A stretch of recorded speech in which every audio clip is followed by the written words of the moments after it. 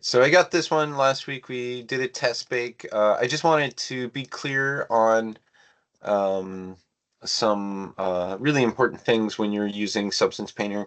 If you have multiple different UV sets, say like this is one UV set with the engine, and then I have another UV set that's for the piping, which is going to be a lot simpler and it could be a much smaller texture. Make sure that different UV sets are different materials. That's very important. Otherwise, it'll all be baking on the same material and it will look very broken. So yeah, just make sure that one material for the each UV set. So here I'll add a new material. I've noticed that when you add the standard materials through the menu here, it doesn't give you the option to put in the textures, and I'm not exactly sure why. This is a new thing with 2025, but easy enough workaround is to create the material in Hypershade. Just a little more annoying that we have to do that here. So you can see that if I graph the standard surface, it's missing a lot of options that usually shows up with the standard surface shader. So what I do is I'll create it from here, just the Arnold standard surface here, AI Arnold standard surface. So if I create it in the Hypershade, somehow it gives me all my channels. I'm not sure why they're doing it that way. There might be just because it's a cheaper shader without inputs. There might be something like that. But just creating the shader doesn't get it applied. I still have to apply it to the yeah, no problem, Thule. Sorry, audio's broken. Hopefully it get working. Okay, so main important thing is it needs to be applied to this because it's not yet. You can do it two ways. You can just right click here, which sometimes takes a little while, it can be annoying. But if you have something selected, you can right click over it and say assign material to viewport selection.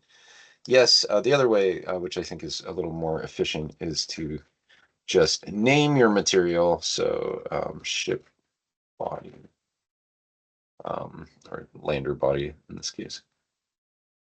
And then I would assign it here where we are assigning existing materials. So everything that's going to be in that UV set, we're going to assign existing material lander body. And then the other one here will assign another material that's just called pipes. So another Arnold standard surface. They sure don't make it easy to find.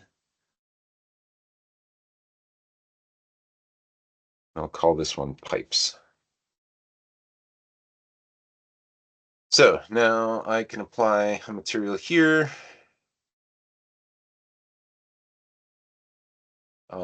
Might just change the color for now so that we can tell that they're different materials. It's just very important that if you have two different UV sets, they have to have two different materials. Otherwise, they'll all come together on top of each other. So that's very important. Um, Other things to think about is if you have any baking issues, like something baking across, like the Canon, we ran into this all the time where something would bake and accidentally catch an object above or below. This object doesn't really seem to have too many issues with that at the moment. But usually what happens is if you have something that's like really close, like if I had the legs in here, it might end up baking the shell of the body. So in that case, there's a couple of ways around it. The easiest way is to match by mesh name, which means that everything with body underscore low will bake with everything that's body underscore high. So if I was to export from ZBrush my model the way that I wanted it, let's see, I think something was missing here, but it should all be here. There it is. Um, like that one. Okay, so yeah, if everything that I want to bake in one system would be body underscore high, and we can call that in ZBrush body underscore high. we'll export that out from here as well. So yeah, the first thing we do is we want to name up everything that's important. So body underscore low engine is also in the same baking system. So I'll just keep that kind of connected. And then the tubes would just be, yeah, tubes low. There's nothing high poly about it that I'm baking with the tubes, but just in case. And then we can select this and export it. And we just have to do the same with the exports of the high res. So if we take our high res here, we just need to make sure that this one's called body underscore high, or actually it really helps if you name it here in the subtool, which I do need. There's an option down here for rename. Where is it? Is there?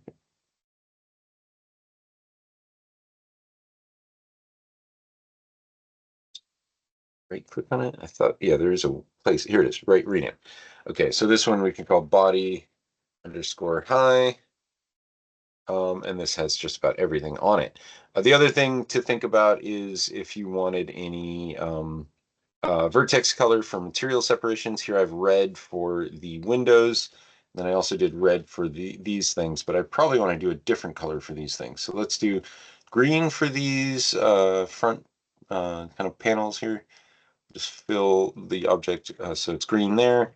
Then I've got a whole bunch of metal on the back. I would love to have some separation, especially of the scaffolding here.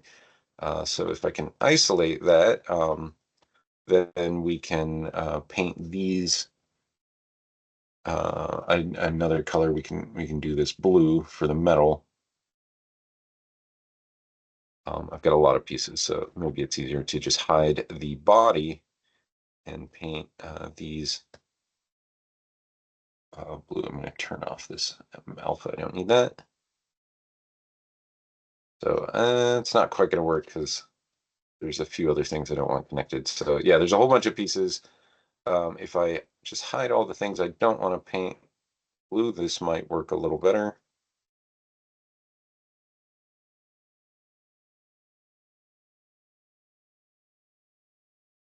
And yeah, there's too many things. So maybe I'll still use a paintbrush just here. Don't want to get any on the panel lines.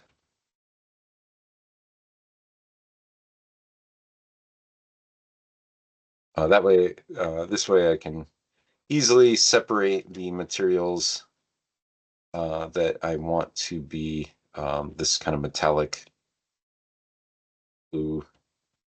Well, it probably won't be blue, but either way, it'll be some sort of metal. Not everywhere I wanted to get it though, so yeah. See, a lot of things I'll just hide, make it easier to manage. There we go. I just want to have a separation of the metals from the main body, which for the most part, this is going to work fine, but there's a few places like these interior panels will cause some issues. Okay. Anyway, this is only if you are using Vertex paint to separate your materials. Um, it does do a good job of making material mask um, in ZBrush. You can see there's a few places that seem to bleed over, so we're going to fix that by just painting these white. And then, yeah, here as well. I was able to do all this because I had so many different polygroups, which is one of the benefits of polygroups is you can easily separate your materials if you have everything already kind of separated like this. Let's make this normal color. All right, cool. Mainly, I just wanted to get all that scaffolding and separate it from the kind of main shell body. There's a few areas that still bled over.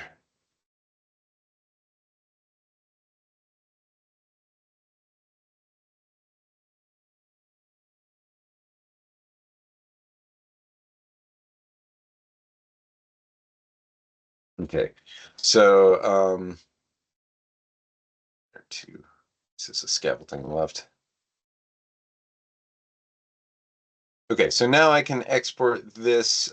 Something that does help is if, as I was saying, if the subtool is named body underscore high, it does help with the naming.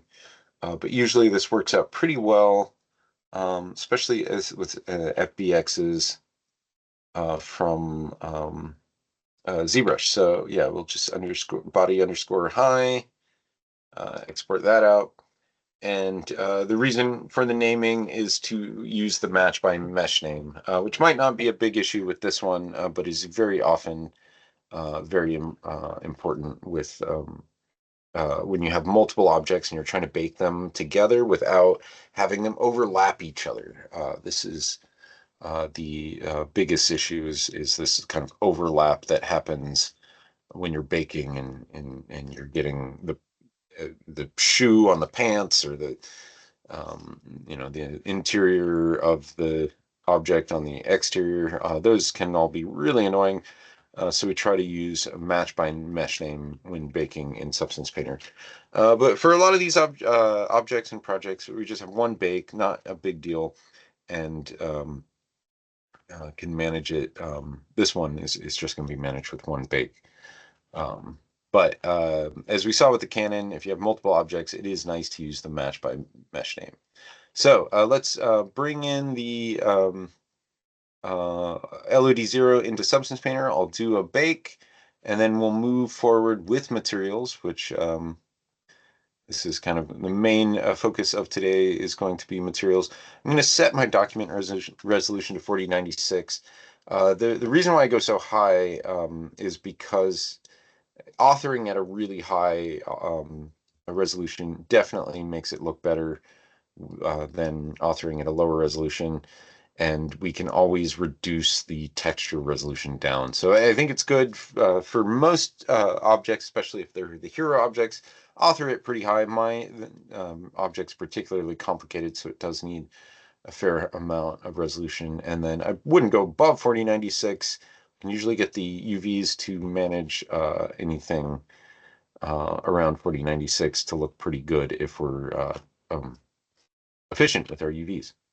Okay, just going to import this, and yeah, we'll have two materials now. There's the piping, and then there's the main body, and so I want to name them so I know what I'm dealing with. So this is the body, and just select the materials. You'll see the UVs change, and that should determine what the material and the UV set is. And this one, which is piping. Cool. Now that we have it imported in, we need to do the bake mesh map. So we'll do bake mesh maps, and I'm going to author at a very high resolution and grab my lander underscore high, or I guess it was body underscore high was what I was using. And I can check to see if match by mesh name is working. Just by switching over to match by mesh name. It's going to give me issues, things that aren't matching, like the tubes. These are not matching body underscore low. Interesting. So this might be better as a OBJ than an FBX, but let me check a couple of things because body underscore low is, because that should match with anything. Oh no, I do remember it did get a little confused when everything was in grouped. And it might work better if you export the group as an FBX rather than an OBJ. I feel like there was a limitation on the OBJs. So I'm going to switch over to FBX and see if I can get the match by mesh name to be a little simpler.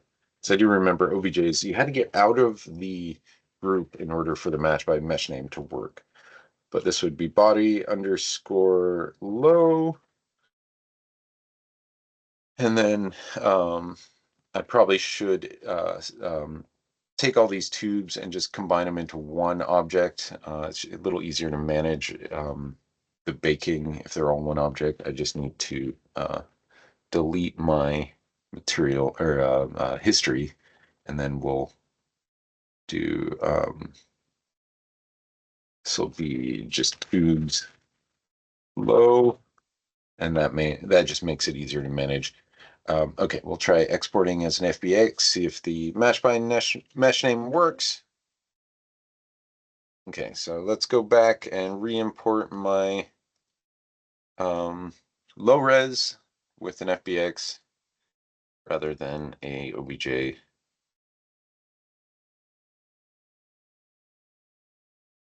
Okay, now bake by mesh name, or bake mesh maps, and we're gonna grab our body high, and then I just want to see, yeah, so the only one that isn't aligning is tubes, which I don't actually have any high poly for tubes.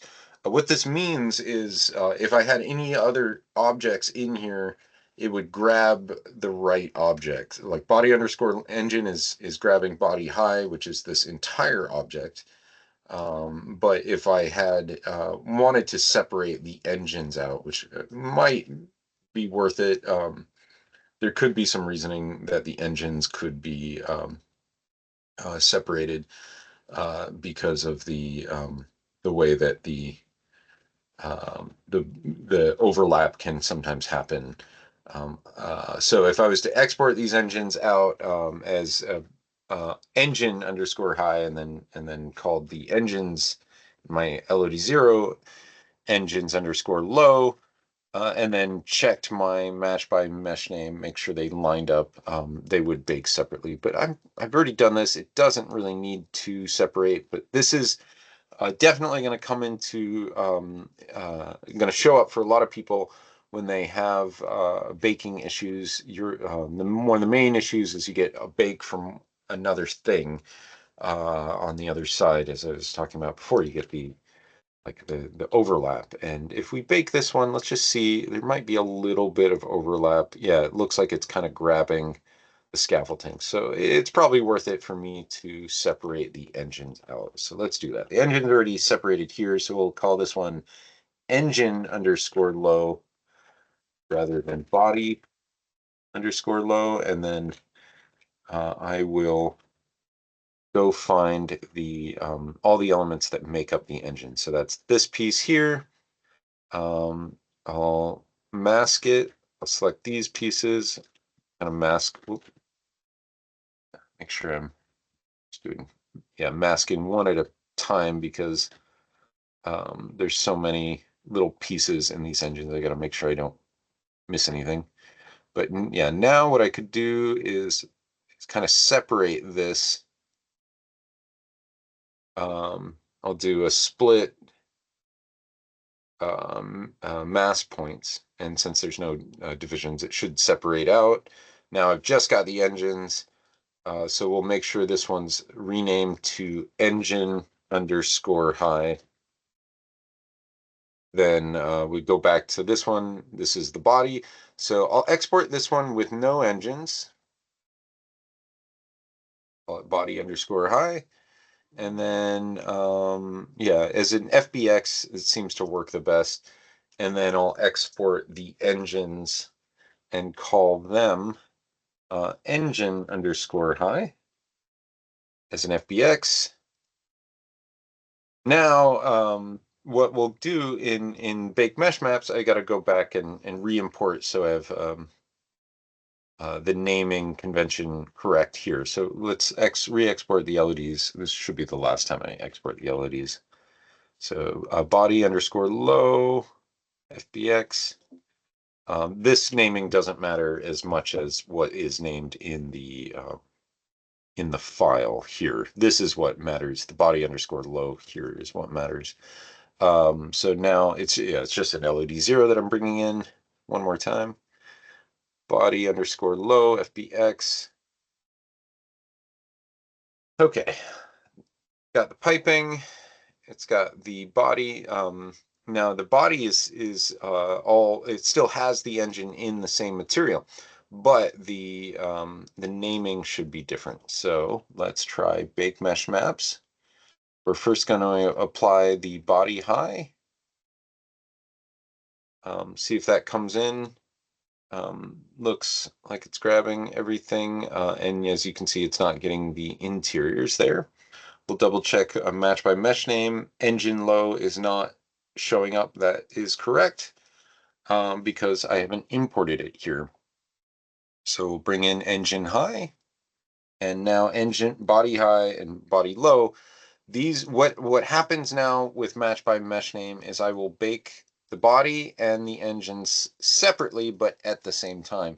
I don't need to bake the pipes, so I'm just going to turn off the pipes, and I will go over to material ID. I'm going to set this to vertex color so I can grab my material ID from ZBrush, the bright colors that I've made in ZBrush. The way to get those is through the color source vertex ID rather than material color. Now I go back here. I do want to turn on anti-aliasing. Always going to make things look a lot better. Let's change our output size to 4096 to match our authoring size. And I'll just go around, look at my frontal ray and rear rays, make sure I don't see any red. See that red show up. Get rid of all red, and we should be good to go. Yeah, now we'll bake, and you see the pipes are left out. That's fine. There's kind of a little bit of an awkwardness there. I'm noticing the texture doesn't look, it's like we're missing something. Might be the rear ray not being big enough.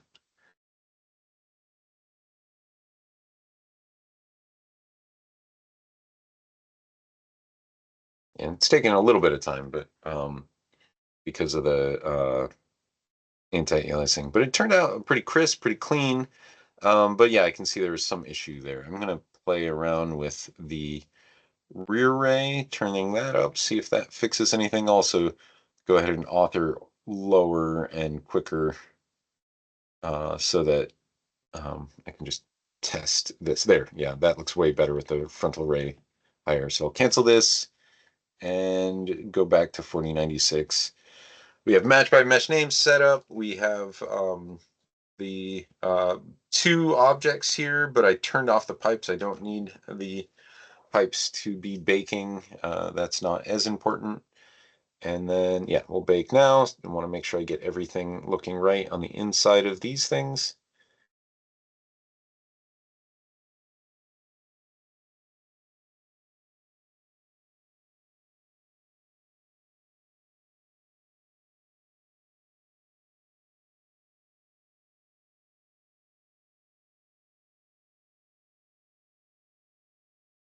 Great. Okay, so now things baked. I didn't get the scaffolding baking onto the edge. That is great. And there's still some occlusion on the edge. That's okay. I like the occlusion. Kind of grounds it a little bit with the scene. But yeah, everything baked in nice now. So now we're good to go. So yeah, if you just for future reference, if you run into issues with the match by mesh name, let me know, because I know it can be really frustrating if it's not aligning. It seems that we're exporting as FBX works a lot better than FBA OBJs. And I do see I saw this earlier, there's a problem in the front of the window. So before I move on, I must fix that funky little vertex, because that will always piss me off. So let's, somewhere in the middle, things got a little bumped up. And so if I just fix those, that should look a lot better when it bakes now. You can see anytime you have a stray vertex doing something stupid, usually worthwhile to fix it.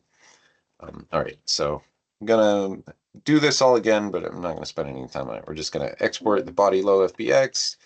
All the naming, everything should work just fine when I re-import this.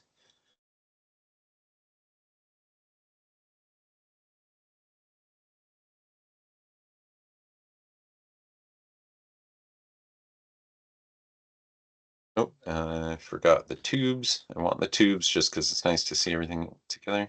Oh, the tubes should be in there. Okay, let's try that one more time.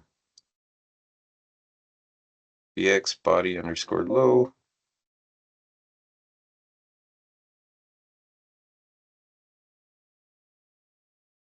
Oh, that looks like the high poly. Yeah, that's a high poly, so that I must have grabbed the high poly.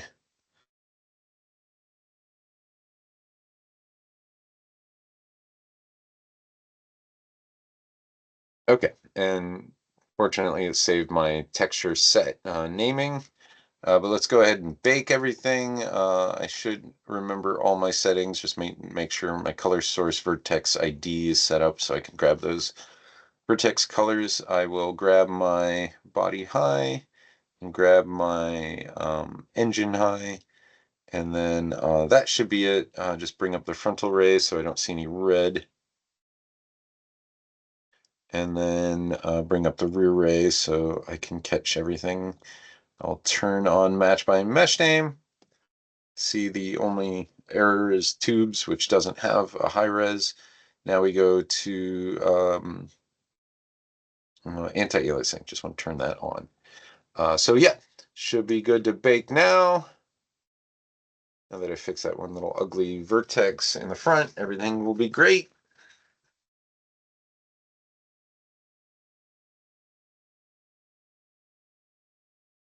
All right, I just want to take a look around. It does seem like there might be some overlap down here. I just want to see if anything got weird. No, that's just the awkward bend in the corner there. Probably just need actually a few more polys there to make that a little more believable. This was probably rushed, so that yeah, just needs a little cleanup. But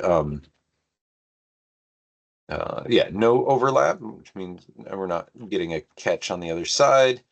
So I can go ahead and move on and start making materials on this. So now I want to talk real quickly about some basic material stuff. I've probably mentioned it many times, but the just filling in a color is first step. But let's say I wanted this, like, it's metal, but it's got paint on it, and then it's got grime. So the first thing to do, let's make a metal base, which the easiest way to make a metal base is to make a fill layer. We can call this a metallic base. I'm going to turn on metal and just turn metal up. This gives us a default metal. We can turn on roughness to give kind of how shiny the metal is. And then if we change the color of the metal, this will really be obvious of what kind of metal it is. That's kind of the point of metallic, is takes the color, adds it to the shine. If we turn metallic on, just looks like orange plastic. If we turn it up, it looks like brass. If we make it a little redder, it looks like copper. But I just want probably a steel, which is usually blue, or kind of gray, essentially.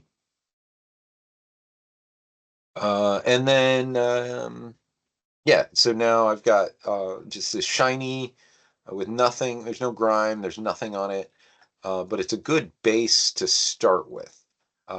Everything looks like it's high res. That's great, but it's not. This is the low res. And then the next stage is to maybe we add the paint. So there's a lot of these materials that you can just throw on here, but I want to show how we can create it by hand. So the next stage would be to add paint, and paint, is just not going to be metallic, but it was kind of an orange yellow was the base. I'm going to turn on metal and turn metal off. This shine is probably good, but we could kind of adjust it a little bit. We don't want it maybe too glossy, shiny, but maybe glossy enough that it feels like it has been washed at some point, and then we can add more grime to it later. So yeah, a little reflection. All of this should be in a folder that we can kind of mask out later. So I'm going to put this in a folder. We'll just call this one base body, because there's a lot of windows and things that I don't want it to be affected. But now I've done this paint layer, but it's way too clean, and I want to get some scratches in there that show the metallic underneath. So we'll apply a just maybe a white mask, and then I'll add a generator to the mask. Those filters or smart masks, those are the ones that are a lot of fun, and you can just kind of drag, left click, drag, and drop over the mask, and it will kind of automatically apply to the mask. So yeah, we can look for one that gives some nice kind of scratches that make it feel like paint. Maybe this edge rust, that might work. That definitely feels very worn, but overly worn. Sometimes you can change the amount, the balance, and that gets you pretty far. The cool thing about these smart materials is they are affected by the curvature of the high res to the low res. So if you have cracks and panel lines, there is a lot of places in which the details build up. So this looks kind of cool. We could try inverting it maybe, and then playing with the balance the other way, because I feel like the scratches would be more on the kind of bigger areas. It's almost cool, but it's kind of grabbing some areas and not others. Sometimes that's not bad. It's almost like it might work with a combination of something else, but I'm going to see if I can grab a smart material that just works on its own. Edges strong scratch. That's kind of the thing I'm looking for here. Let's see, global balance. Turn that up, down. Yeah, that's pretty cool. Yeah, I kind of like that, but maybe not in the cracks. Maybe I'll reverse it. So is there a invert? Yeah, I can just hit the invert button.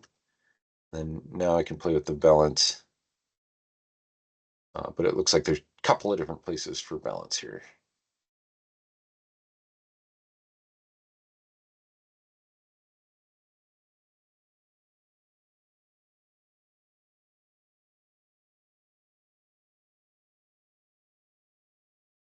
Okay, this one's pretty rough, but if I bring the balance down a little bit, like this looks kind of cool. It came from the junkyard, but um, definitely, I bet I can get something a little more subtle. That one's pretty tough. Okay, so this one, edges scratched.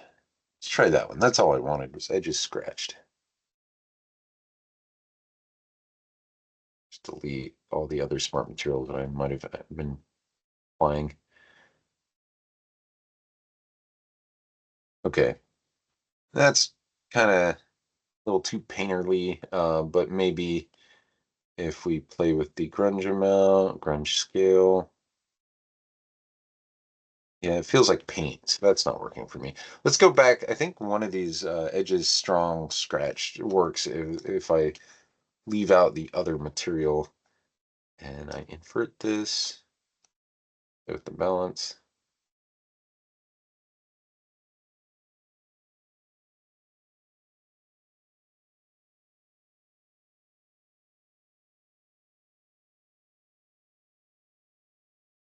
It's just really intense. Yeah, I want something a little less than that. So let's just Uber what that one does. That just really changes the edges, but it's kind of um, looks all right. Let me just invert the whole thing. No, not that one. There's sometimes there's multiple masks on top of each other in this system.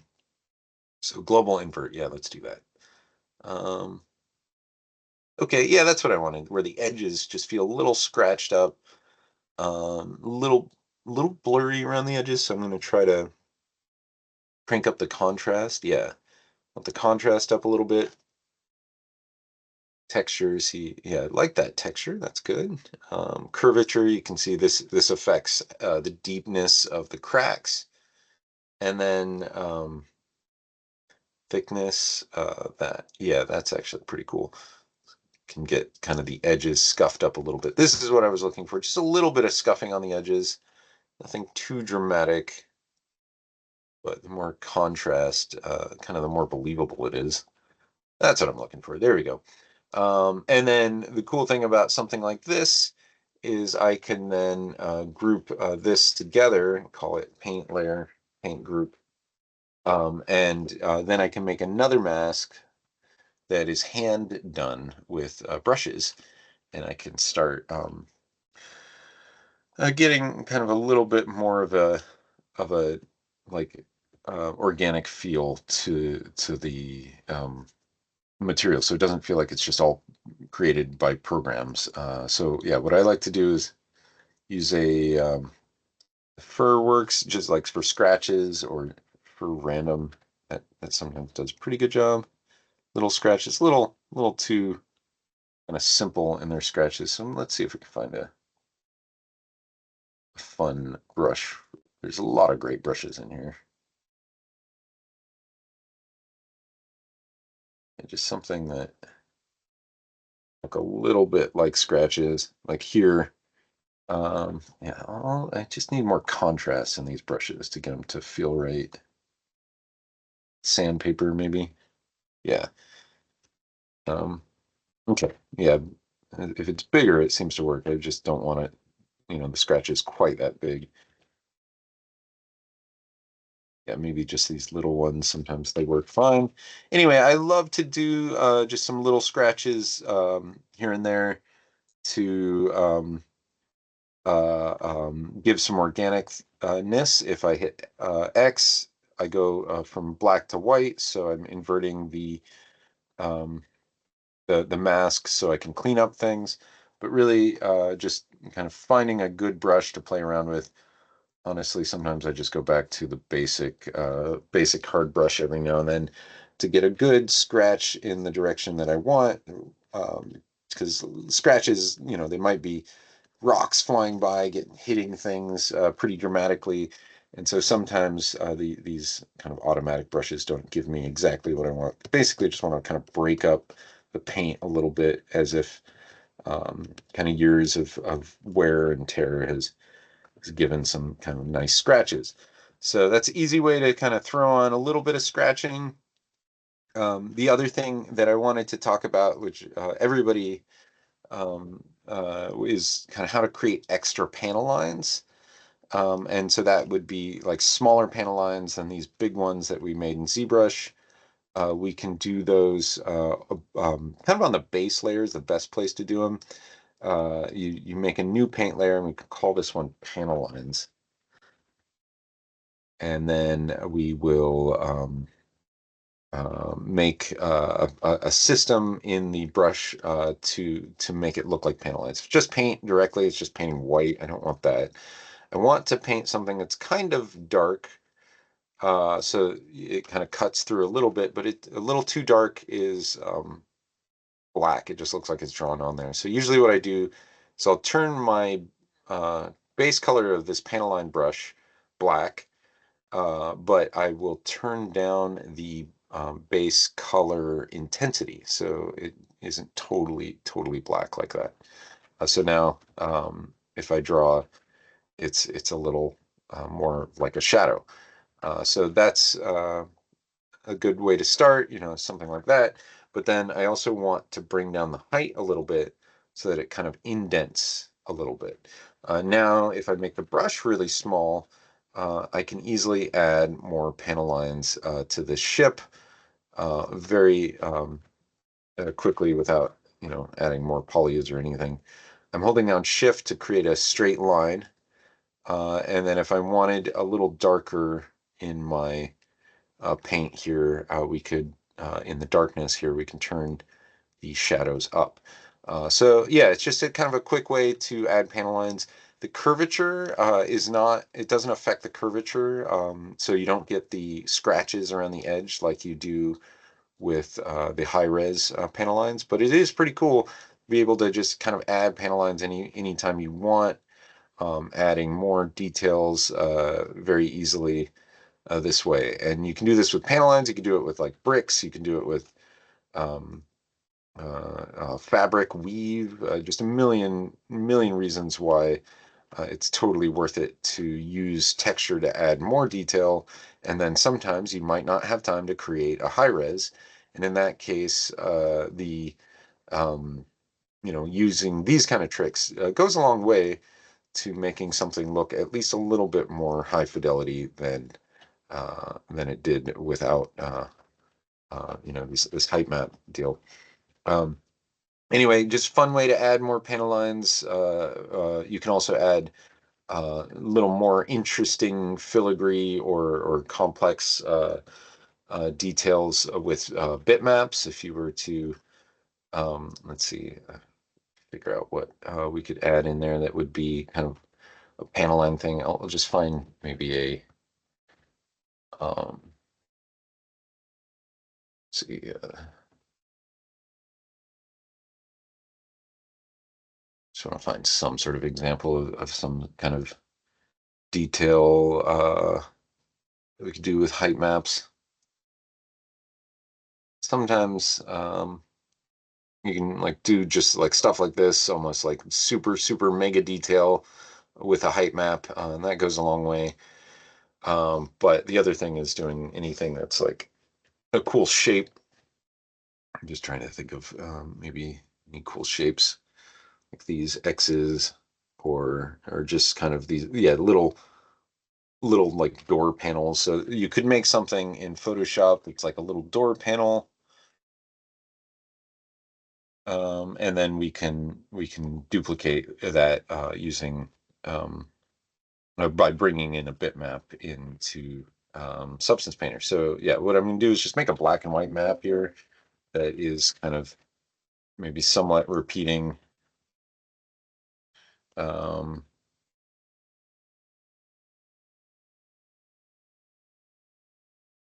like a little door. Uh, Maybe it's got a couple of hinges.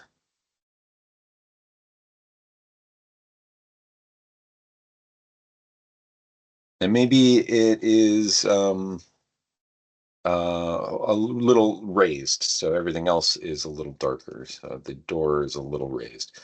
So yeah, you can easily make a bitmap like this, save it as a JPEG. I'll just save it on the desktop. And then you can bring in bitmaps with the fill layer. I just need to import it into the program. So we can start by finding my bitmap that I just made, this little door, drop it directly over the base color, and it will kind of automatically import. But then it asks where do we want to put it? So this is the UVs it gives us. So this base color doesn't really look like it's showing up here. Oddly enough, I don't know if why it's not showing up, but I wanted to put it in height, not base color. So let's add the height channel and see if we can bring it in to the height channel. Yeah, now it's showing up.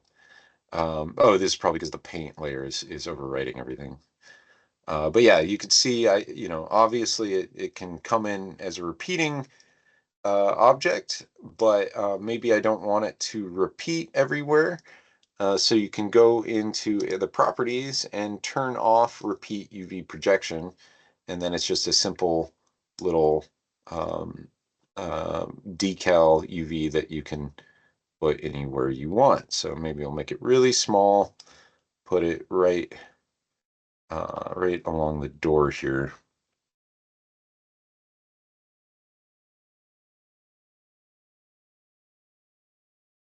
Um, so this is just a way that you can bring in panels. This is using the UV projection, but it also is um, you can change this so you can actually use planar projection or triplanar projection. Usually UV projection is going to work the best because it's utilizing your UVs that you've created, which should be pretty good. The other thing I want to do here is the way that the panel is affecting the height map. It did kind of create a little square around it, and that's probably because the height map was gray in that area. So maybe I'll change the height map to a multiply, and then we can just kind of adjust the amount until it feels just right. But there, another little door, and it's just a fill layer applied with a bitmap. The other thing I will show in a minute is how to apply like numbers and text, or like symbols and things. But I just wanted to show how to apply a little panel line door. Okay, now we still have the paint going over everything. I need to isolate the windows, isolate the metal. So what I'll do is I'll right click on it and say pick mask with color selection. And that's because I had an ID mask from um, ZBrush. So when I do that, it looks like white is the one I want to use. So select that, and now it is affecting everything that is white. It's not affecting any of the other stuff that was set up to be metallic uh, or some sort of metal. So that's a good start. Definitely a little more grime and things, but sometimes I do like to put the grime over everything. But I could absolutely spend some time putting a little more into the scratching, a little more attention here and there. That's always really fun. But yeah, we'll probably do a grime layer over everything. So let's also add the other materials before I get too far with that. Let's add this will be the window material. I'll make this a little dark so that it doesn't get too bright. We will make it a fill material. It's just easy. We'll bring the roughness really, really far down low so it's really shiny. And then probably want to turn metallic on just because you get a better shine with metallic. Maybe the base color not so dark. But yeah, this will be my window material. Roughness down pretty low. A little bit of blur on the roughness is okay for windows, because if it's too low, it can look a little weird. You end up seeing the reflection a little too crisp. But yeah, there we go. Now I just need to isolate it. So we'll do it again with add mask with color selection, and I can pick the red here. If you don't have the color selection, add mask with color selection set up because we didn't do the colors in ZBrush. The other ways that you can add a mask are pretty simple. It's like if I add a black mask, it doesn't show up anywhere. And then I can paint white so it shows up wherever I want it. So that's one way. But the ways that seem to work really well are when you isolate the polygons with the polygon fill.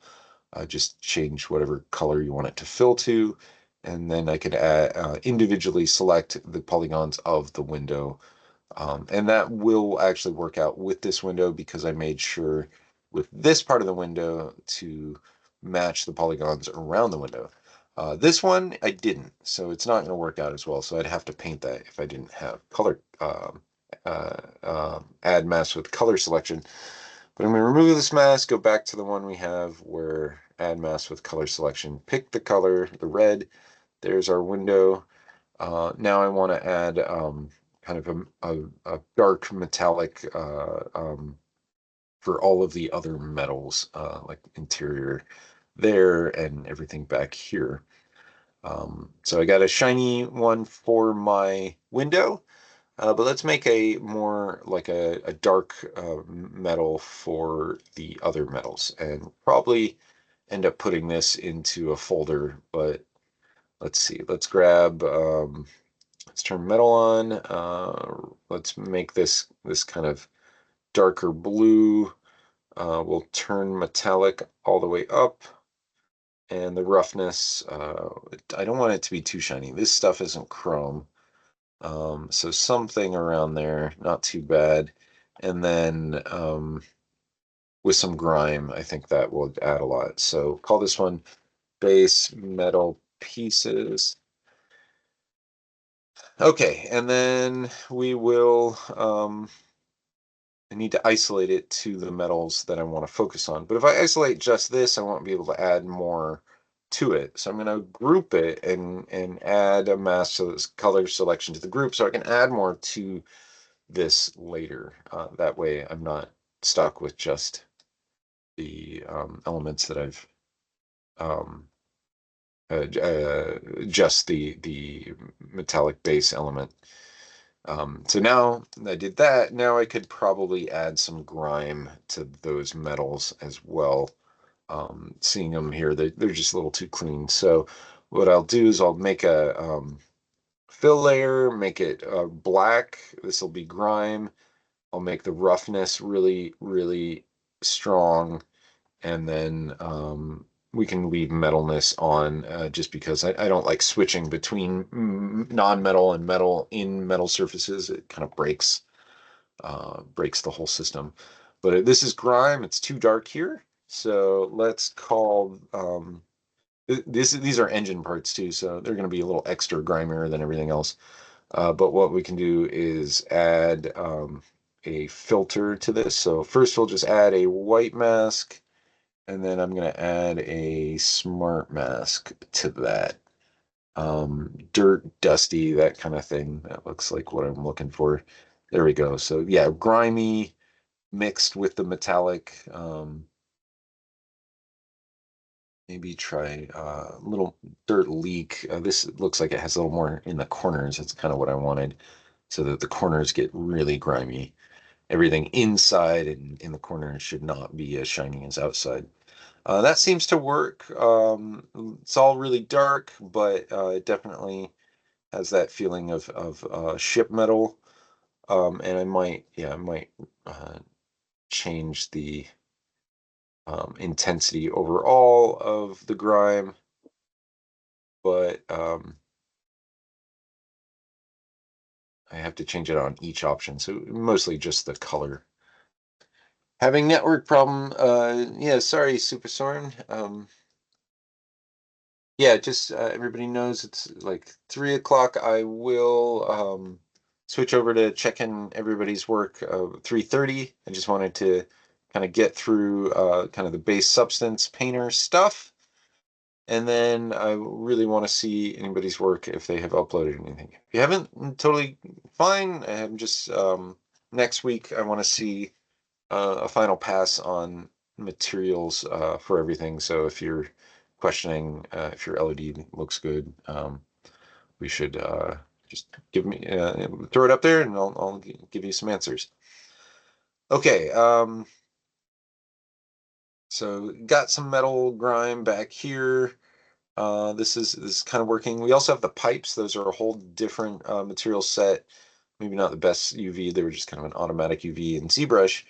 But all I wanted to do with them was add some, what is it, like carbon fiber. I'll see if there's any of that carbon fiber anywhere.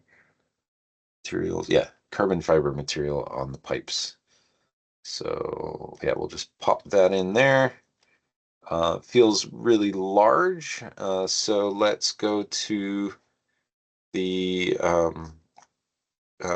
attributes, the properties of the carbon fiber texture, which is applied here.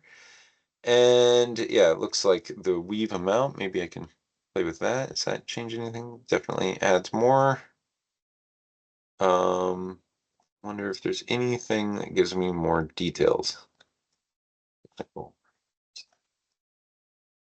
Size weft, size rep.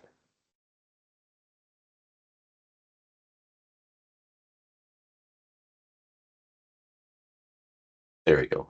Yeah, I just want to see some details in the piping. Looks all pretty dark, which is kind of what I wanted for the piping.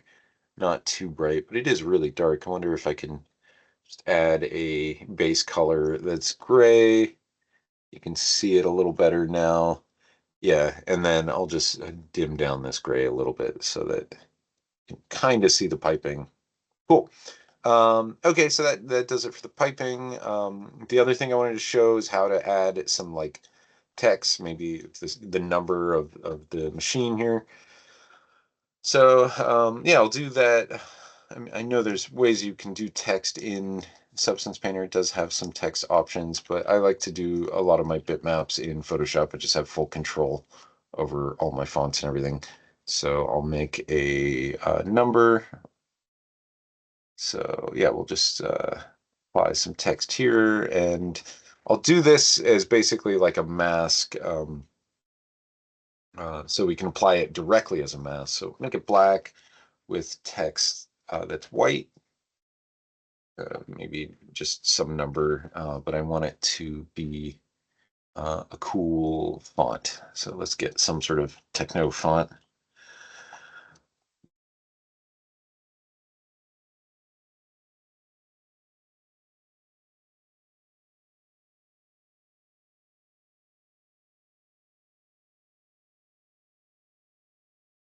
See, that one's kind of cool.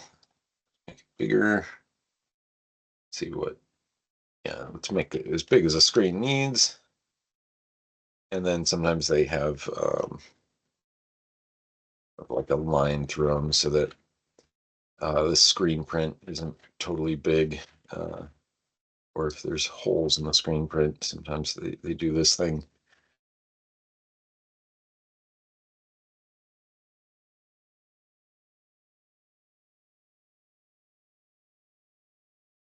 It's not readable, but if it's smaller, it would be.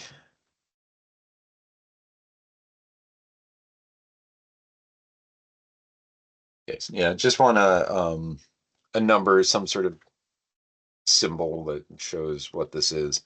I'll just save it as a JPEG.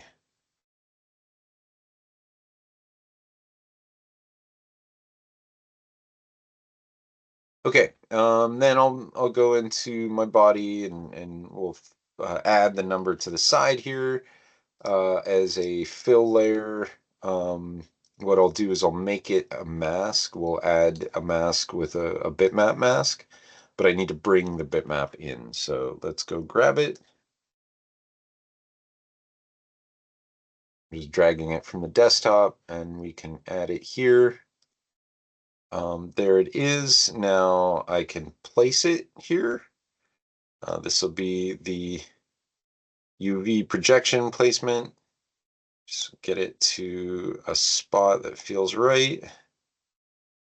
And then I don't want it to repeat everywhere.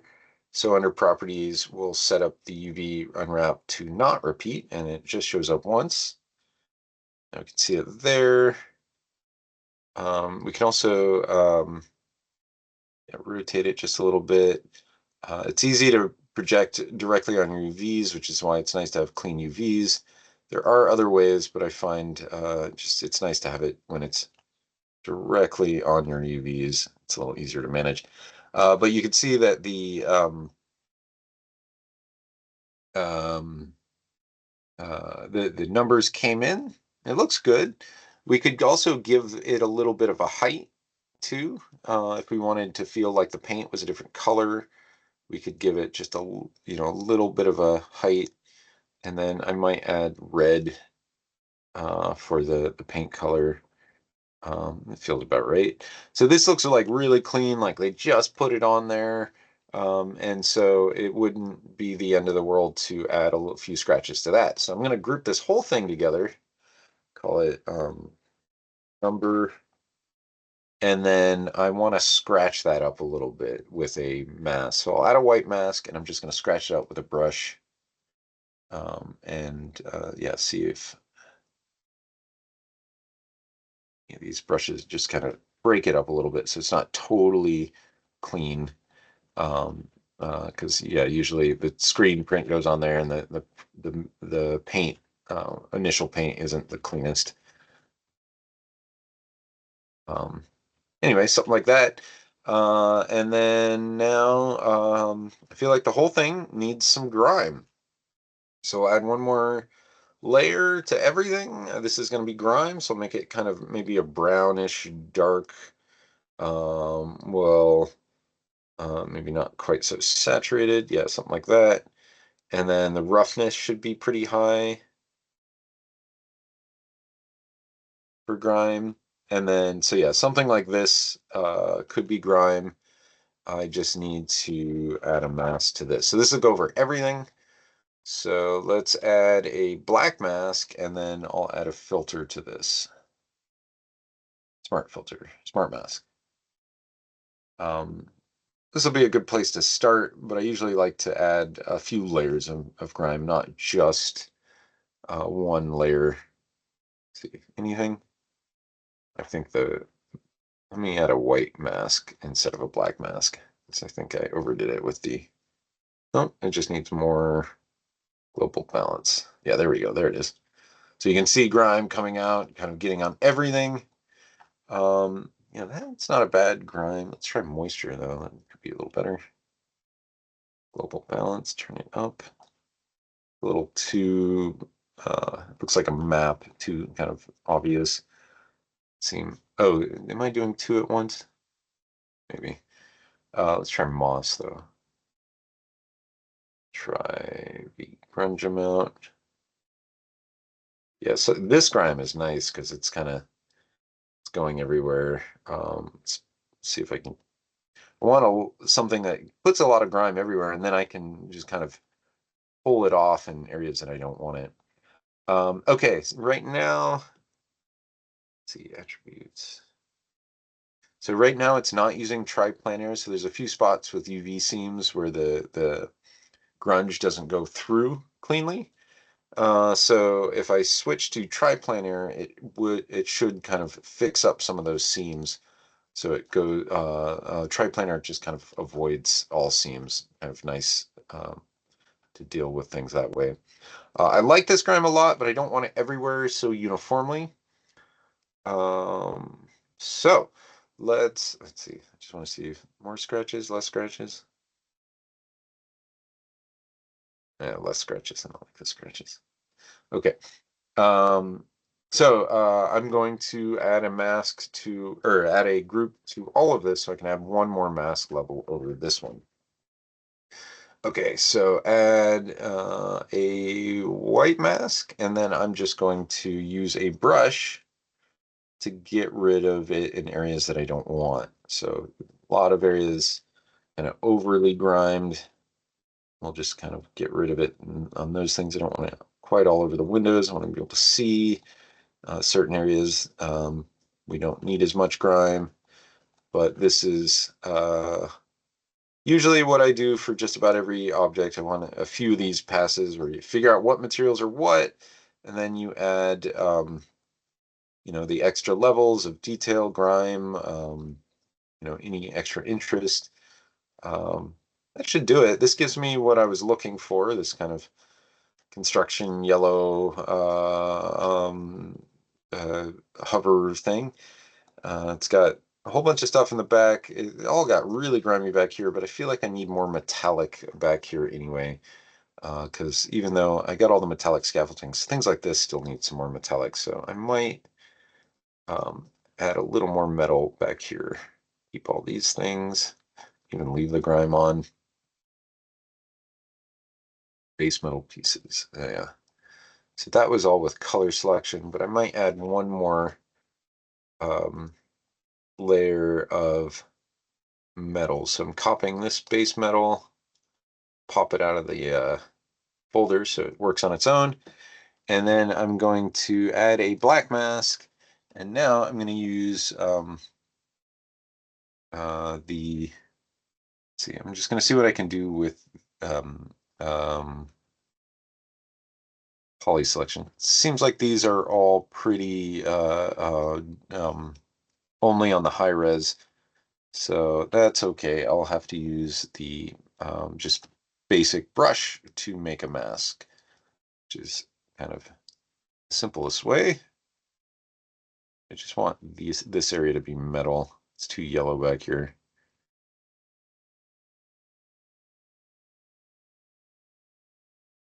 And this whole inner area, we don't need it to be yellow.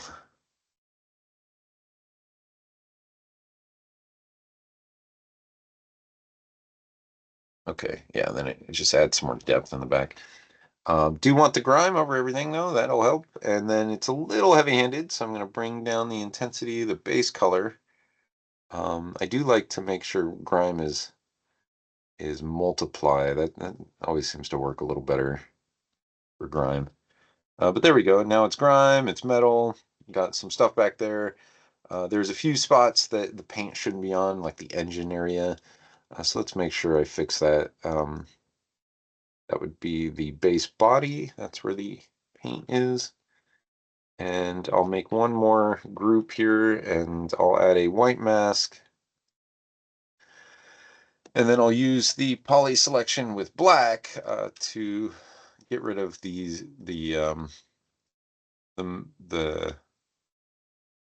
paint on the engines. I just don't want it on these engines. And we could add it to the color, this base metal. We can add it to this. So base metal.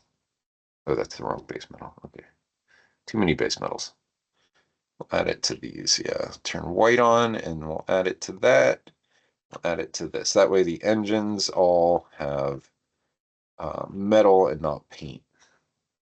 Cool. Yeah, and that way I can put some effects in there and it'll look cool. So yeah, I got some contrast in there. There's grime, but not too much everywhere. Need a fair amount though. And then let's see, let me play a little bit with this roughness so I don't overdo the intensity. Sometimes if you're feeling things are too crunchy, I just go to the channel that is being affected and I'll kind of bring down the intensity. Just kind of evens things out. We got pipes in there, we got metal, we got everything we need. The only thing that didn't have any texture was that thing in the front, and I think I just wanted this on there. So in this case, it's a UV shell I should be able to grab, which is this button here, UV chunk fill. And I think it's here, yeah, this one. And there's another one, this one. That way now everything is metal. Okay, so made it all the way through this spaceship material. Just kind of wanted to show how to make cool spaceship materials. We got some grime on there. We got some scratches. Could all spend, another hour on, but I just wanted to kind of get through it all. And then, yeah, let me save this.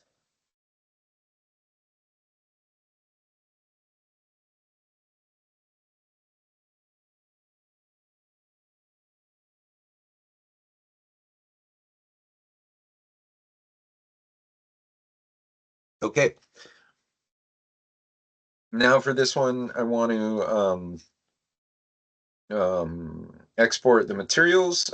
So yeah, there's some awkwardness there. Somehow the material ID wasn't aligning with the UVs. That's okay. That was this one here.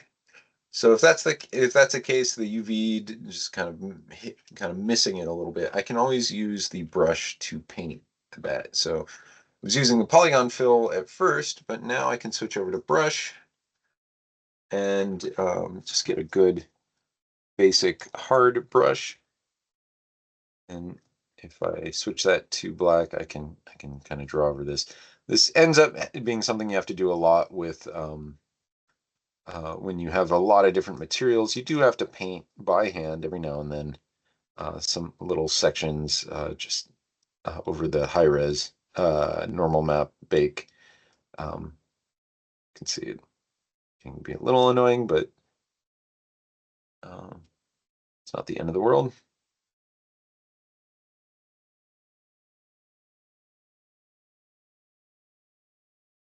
If that was a little cleaner um, to the actual surface of the high res, that wouldn't end up happening. It's just if there's some slight offsets to the base of the polygon, that seems to be why that happened.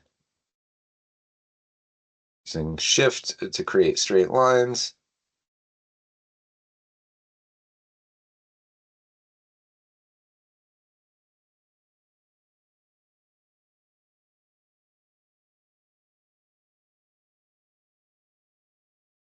You don't really see this much because it's kind of hidden away. Just want to make sure that we don't not left with something nasty like that. Cool. Okay, and since my texture set lists are both named, the textures will all be named that. So here we go. We'll just export these textures. I'm going to want to do Arnold standard surface. I will show next week how to use Marmoset for anybody who wants to use that instead. And then, yeah, Arnold standard surface. Targas work the best. They're just kind of the cleanest. And then I want to put them in the folder that I need to put it in. So yeah, Final Project Lander. We'll make a textures folder. Textures always get very complicated, so I like to make a folder. Here we go, exporting these. Okay, so I did it all. Now I need to make sure they look good in Maya, because you never know how it looks in Substance Painter doesn't necessarily mean Maya. But yeah, let's take a look. Let's apply that material. So first off, if you're not seeing material inputs here, we do need to make the material in the Hypershade under Create Arnold Standard Surface Materials. This gives you the materials with the image inputs. Since I already did that, I think all I need to do is go to my lander body and apply my materials. And so this part is a little tricky. There's just a couple of hoops we need to jump through with the roughness and the metal and the normal map. So, you know, we've done this all in the Canon. I just want to make sure it's a refresher for everybody. And yeah, we'll go grab my base color first.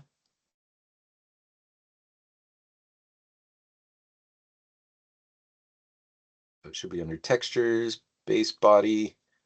There we are. We'll double check to make sure the UVs line up. They look great. Awesome. Okay, so that's first one. The second one is metalness. We do not use diffuse roughness. Don't use that one. And then going through this, yeah, one more time. Final project, textures, metalness. Now this one, it's important that we set the utility space to raw, and color balance needs to be alpha is luminance. Both these two things need to be checked for metalness and for roughness. Okay, here we go again. Roughness map, we'll do the same thing.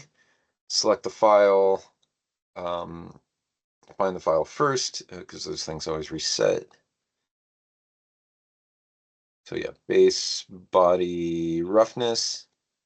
Now we need to set the utility space to raw. Alpha's luminance needs to be checked. Okay, we got those three textures in. Now let's plug in the normal map. Usually I do like to plug in the normal map first, just to check to see if I turn off alpha's luminance. Don't need that on a normal map, but just to check to see if the normal map's working correctly. So here we'll do that. We'll plug in the normal. Just need to set the color space utility to raw, and the bump map needs to be set to tangent space normals, and the Arnold channel here needs to be unflipped, and we should be good to go. Now it's kind of hard to tell with a lot of materials on it, so sometimes I will turn off my other materials to check my bump maps, but it's really important to check them in Arnold renderer because the viewport renderer is different. So let's throw in, I usually like a direct light for testing, but I don't really like them for anything else. Just they're the easiest ones to throw into a program. But if I turn on my Arnold shaders, my Arnold renderer, probably should save. Yeah, there we go. You can see it comes in a little dim, so I'll bring up the intensity just a little bit, but it looks like the normal map is working. Also, most importantly, that is a normal map and the light is catching on the right side, at least for the light coming from above. Let's shine the light from the side, make sure the normal map is catching from the appropriate side. So it looks like it is. The other thing you can kind of obviously tell is that everything's really, really dark. And that's because there's nothing in this scene for the world to reflect. So usually what I'll do is I'll just double check first off with a direct light, make sure that the normal map's working. Then I want to set up my scene so that I can check if the materials are working. And in that case, I do like to use a area light, which works they're a little more complicated than a direct light because it has a very specific place that it's coming from, and then it does need a very high intensity and to turn the exposure on. So we'll turn the intensity up a few hundred, maybe at least 1,000. Usually can't see anything before 1,000. But no, pretty high. Maybe the exposure at 1. Okay, cool. This looks good, but if I got it far away, the light dims down, so you just pay attention to how close it gets. This is great as far as a lighting scenario. Maybe it doesn't need to be quite that high, but now I need to think about reflection. What is this whole thing reflecting? And to start off, we can just create a sky dome. But the old way that I showed you at the beginning of this class, creating the sky dome under environment, is no longer there. Now we just have fog, which I do use AI fog. But let's create an environment dome using the hypershade. And it's just here, create, was it lights?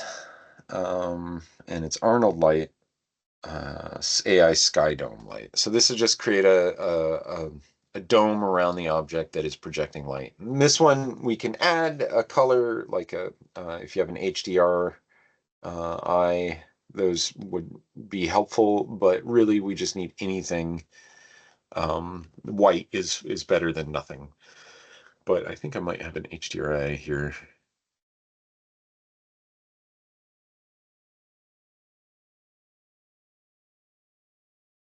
Probably in here.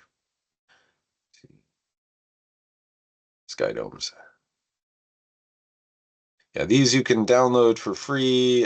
They don't necessarily, they're not always amazing, but I would make sure that you get one that's a good resolution. But you can find a lot of these online for free. They come in so low resolution like this. I usually don't like keeping this being the main element that we're seeing in the background. So that low resolution, that's just not going to work. I'm going to see if it gives me the option to change my UVs. Format lat long, angular, no. Mirrored ball, no. I guess lat long is the best one, but it's just so low resolution. It's just usually I would put like something behind this that was higher resolution. So we could use this to kind of create some reflection. You can see the reflection starting to reflect there. If we turn the intensity up, the reflection shows up even more. But if you're not seeing reflection, it means you have nothing to reflect. If everything's too dark, it's because there's nothing to reflect. And so you need a sky dome. If it's just white, it gives you at least something to reflect. But this is what we need to do to get our scene um, looking as awesome as possible, is adding some sort of reflection map. HDRI images are great, but I don't like to see them in the background if they're too blurry. So sometimes I will put a kind of an image behind. If my HDRI is too low, I'll put some sort of image of like clouds or sky that is high resolution behind the render, so it doesn't look like my whole world is really low resolution.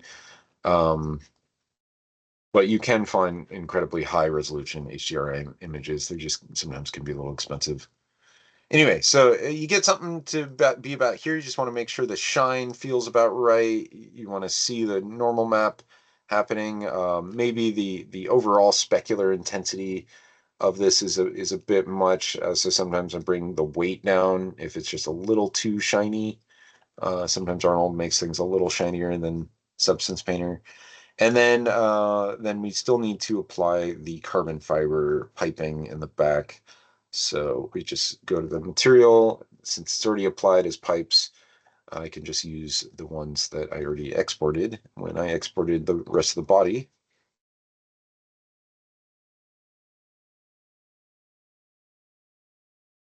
Cool. Yeah, those came in fine. I'll leave metalness off on those and just kind of give a standard roughness. And then the important one was bump mapping on the carbon fiber to make it look right. So I need to add my normal map for that. We don't use the height maps when we're getting all this from the Substance Painter. We're not using height maps. I'm only using normal maps. Height maps, they can exist for displacement or something, but we don't really end up having any reason for them. So I'm just grabbing a normal map for my carbon fiber piping. Just want to make sure the utility space is set to raw. Also, turning off alphas and luminance is important for the normal maps. But now I should have something going on in my piping. It's kind of not very obvious, isn't it?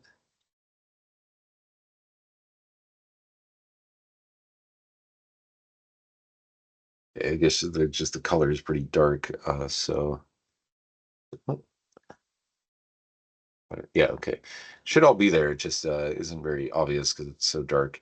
Anyway, um, we've got most of this worked out as far as materials. Now I'm going to start thinking about rendering. I'll start to bring in some sort of environment. I do have this mountain that I could bring in. Let's see.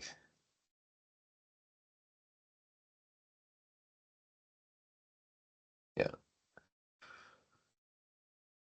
It's enormous and it's maybe low resolution when you get up really, really close, but it's a good background element. And then I just need to start creating a sky dome that will kind of match it, making sure the light also affects the environment.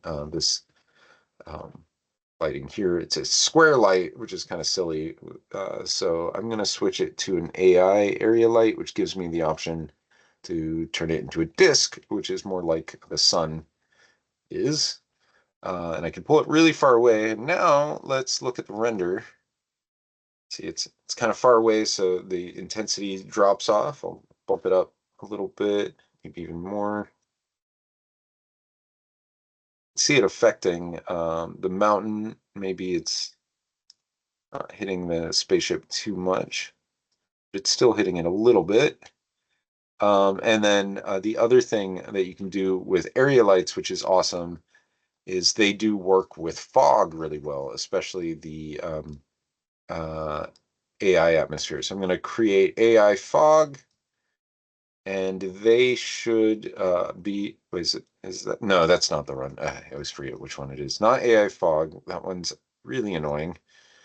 But AI atmospheric volume. This one's awesome because it works with the area light.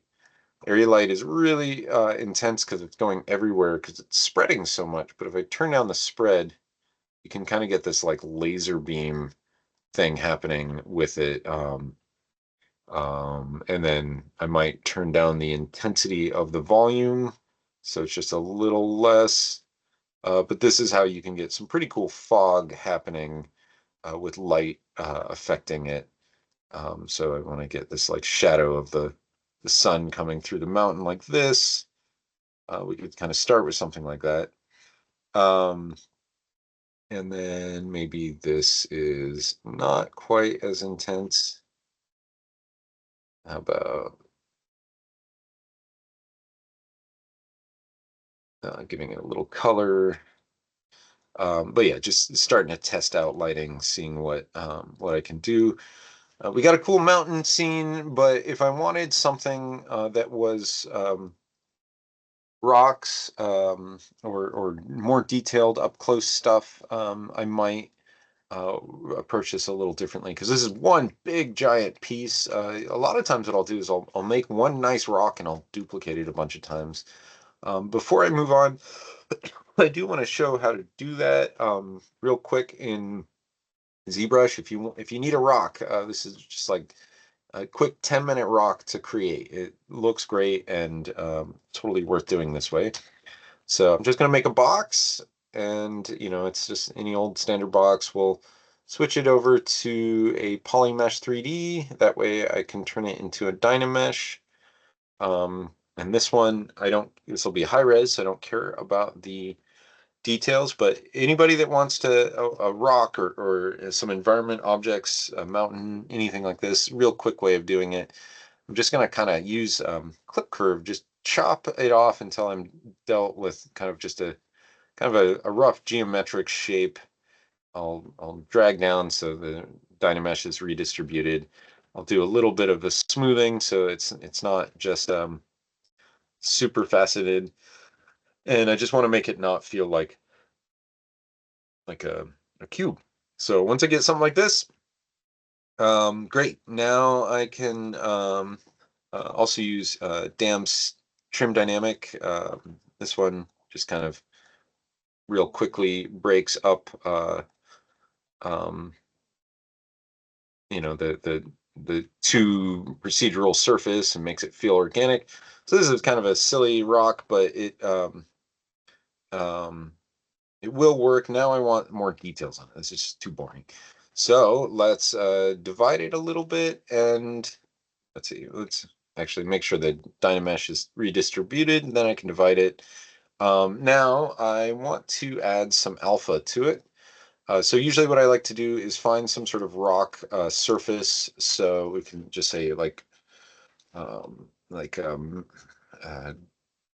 granite, rock, wall. See, sometimes this is usually man-made. That's not what I want. I just want anything that's like a rock cliff. That's usually works better. Cliff. Yeah, get something with a lot of contrast in. Anything with lots of cracks like this works out really well. There's plenty of watermarks in these scenes, but sometimes you can find them without it, or you can find one that just has what you need without watermarks. But yeah, I don't need it to be that big. So even though this is not enormous, I can just take a screenshot of it and bring it into Photoshop. Since I'm not actually using the image, I'm just kind of using this information. Now I want to create a really contrasty mask, something that really gives me a lot of texture, but not too much noise. I want more of the shapes. So something like this. A little bit of noise is okay, but I'm trying to avoid it. Yeah, something like that should work fine. Now I can save it as a JPEG. Let's call this one rock mask. Okay, and then I will go into ZBrush and use standard brush. I'm going to find that mask that I just made, the alpha.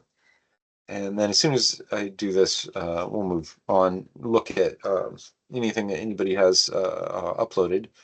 But here, we'll now apply standard brush, rock mask. I won't just draw it like this because it gets a little too noisy too fast. I like to use drag rectangle, and then this gets me a very specific rock in a very specific place.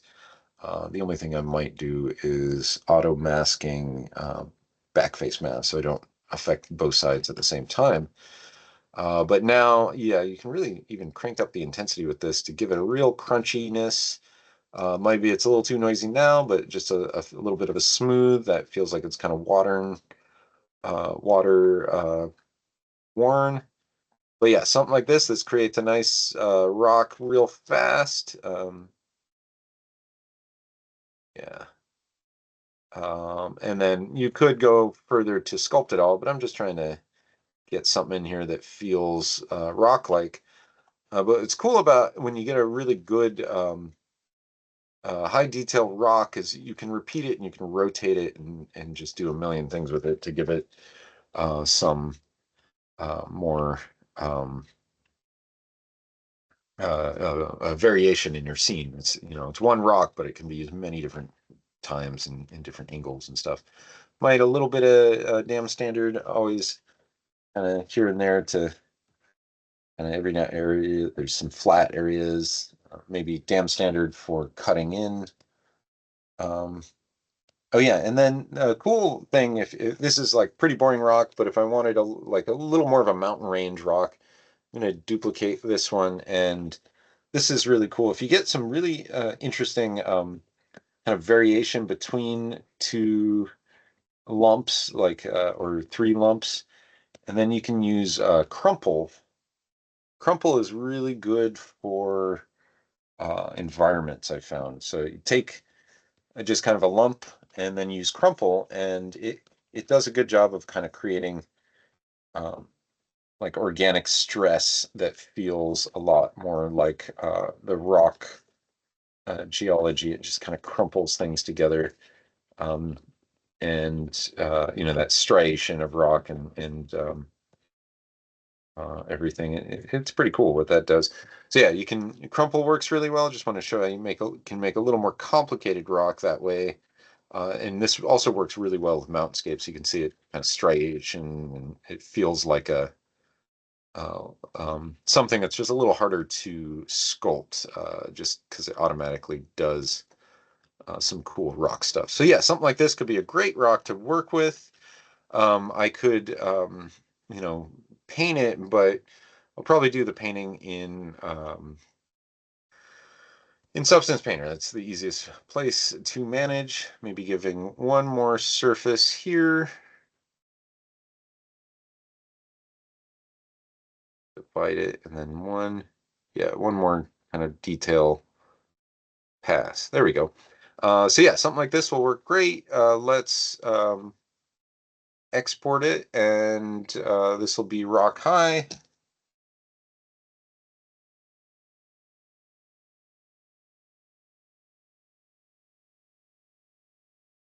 And then, as I was showing last week, if I want to um, make a much lower version, because this is pretty high resolution, I definitely need a lower version to have in my scene. I can just use the what is it, the Decimation Master, and because I want that high res rock that I made, but I want it to be a little more manageable. So we're going to analyze the mesh with my Decimation Master plugin in ZBrush.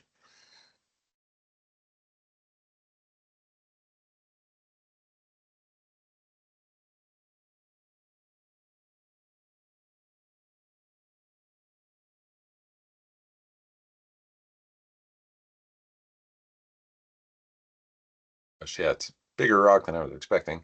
And then we can bring it down to a super low resolution. So thousands of points. I really just need like 1,000 points for this rock. So let's do custom. It shouldn't take too long. There it is. Little rough. Maybe the Decimation Master is a little aggressive. So let's do two. Oh, two. Um, didn't mean to do it again.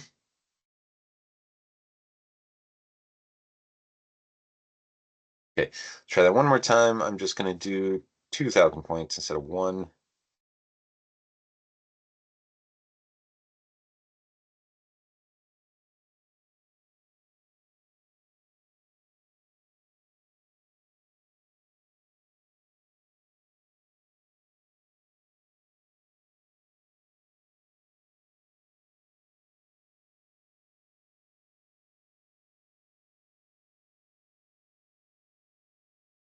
Yeah, there we go. So it's pretty rough, but it'll work. It'll look good with the normal map baked to it.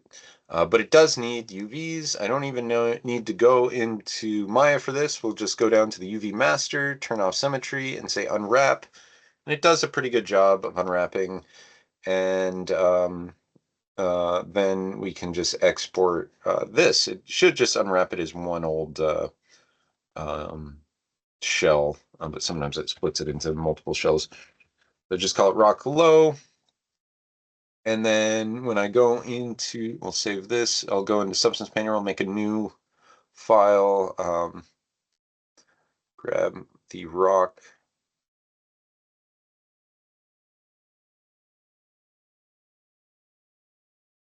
Cool.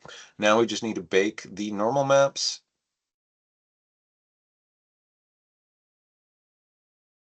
So grab the rock high, make sure we're getting it lined up. Looks all right. I'm not seeing any red. Max frontal ray, max rear ray, seems fine. Okay, and just turn up my anti-aliasing. Yeah, it might not have been the best UV. Sometimes I'll go back and fix the UVs in Maya, but it came in all right. So yeah, there's our rock. Pretty cool, but doesn't have any texture. Let's use some really base materials to get some texture. So yeah, I could just do some sort of base color that's, you know, kind of off beige rock kind of thing. Add a roughness map, just so it's not totally shiny. And then, okay, so this is my base rock. Then we'll do another fill layer, and this one will be maybe a kind of a darker, redder, and roughness, maybe still low roughness. Now I'll add a white mask, and then we're going to add a smart filter to this.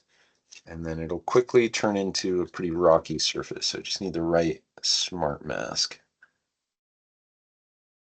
Ground dirt. This one's fun because it's got a top and bottom difference. And that can really help break things up. So that's pretty rad. And then, so that starts. Yeah, let's try that ground dirt, but I might make it more aggressive. So I'm just going to, yeah, overdo the balance. Let's get something like that. A little more going on. There's dirt there. Maybe this one even has a height map, just to give it more texture. Not too strong though. Just a little more texture. Okay, and then let's add a little more shine to the initial texture so it's not too. So there, that's pretty boring. But I want, yeah, one more layer of rock. Maybe this one's kind of blue-gray to offset the red. And then this one could be shiny. Yeah, not quite that shiny, but a little shinier. And then this one can go over everything else. So we'll do a white mask and use maybe oxidation. Let's see what that does. Yeah, that's kind of interesting. And then now that it's kind of a little too much everywhere, but there you can kind of play with contrast, balance the amount of it affects everything, something like that. But you can see you can get some cool rock shapes pretty close. This looks kind of like snow. Not exactly what I was going for, but actually snow could be pretty cool. But yeah, I just wanted this kind of a darker blue, cooler in there. But yeah, now I've got a rock that looks like a rock. It didn't take me too long, a little 10-minute rock, and I can utilize it from a million different angles. And yeah, that'll work out pretty well. You could also use, there's a bunch of smart materials that are worthwhile to use too.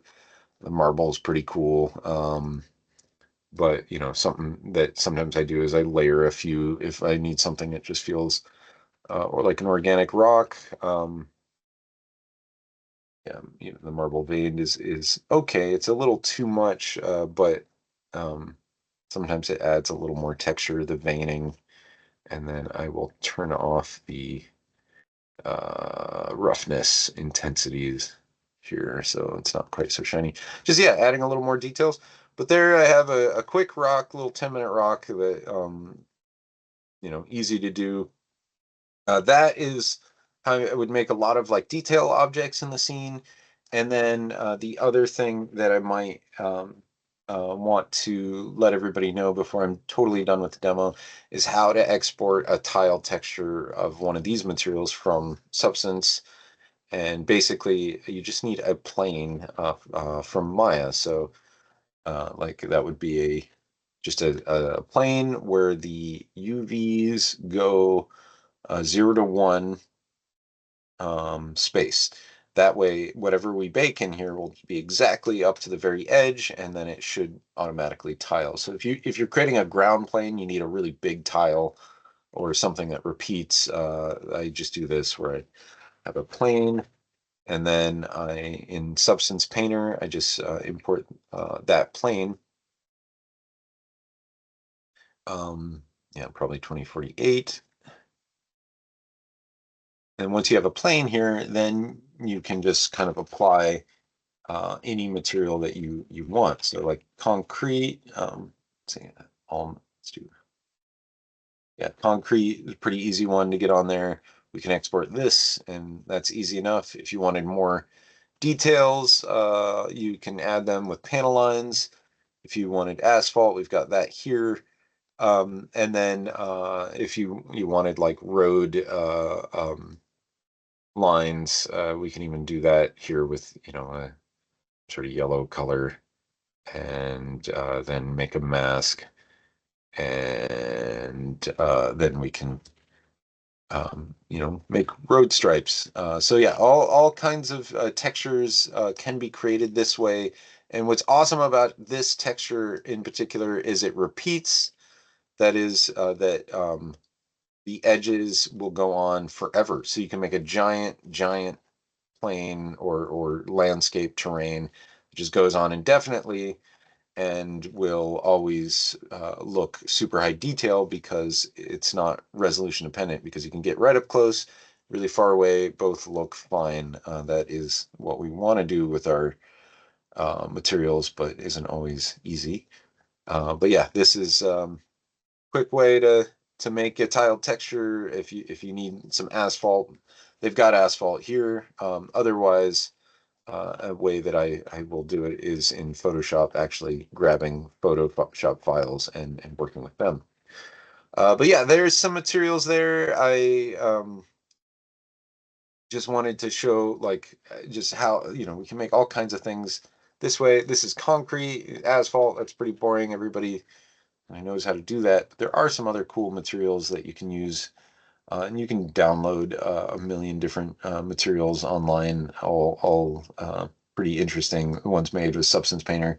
But yeah, like this one, I'm not sure where that one, I might have made this one out of a photo, but not sure where it came from.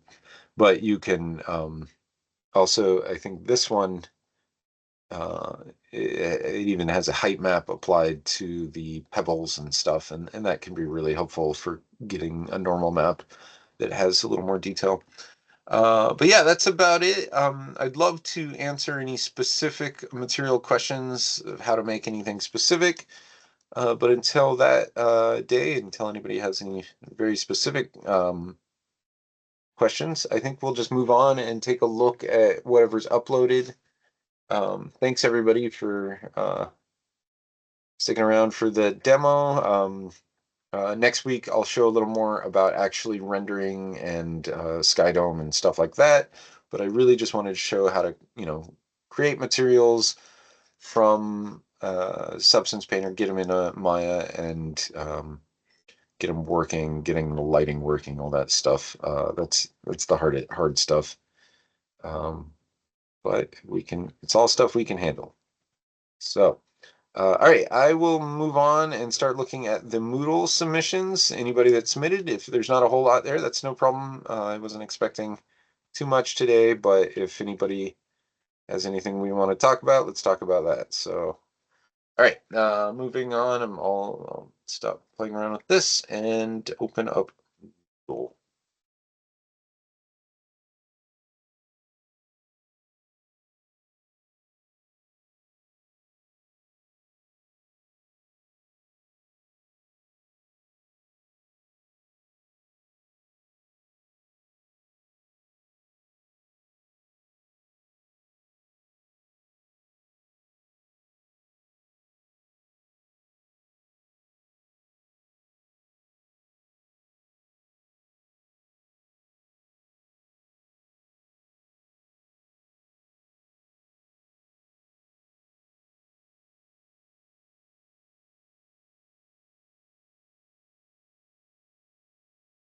Okay, so it looks like somebody submitted something, but we'll see who it is. Thule. Okay, quick update. How you doing, Thule? You got your audio working?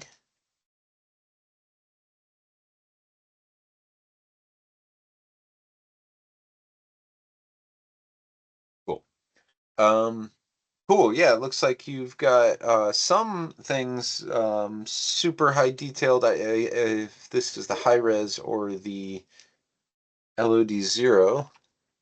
But yeah, so these look like they're in the model. But we did talk about making some stuff that could show up as just a height map for some extra details. Is this in the LOD0 here?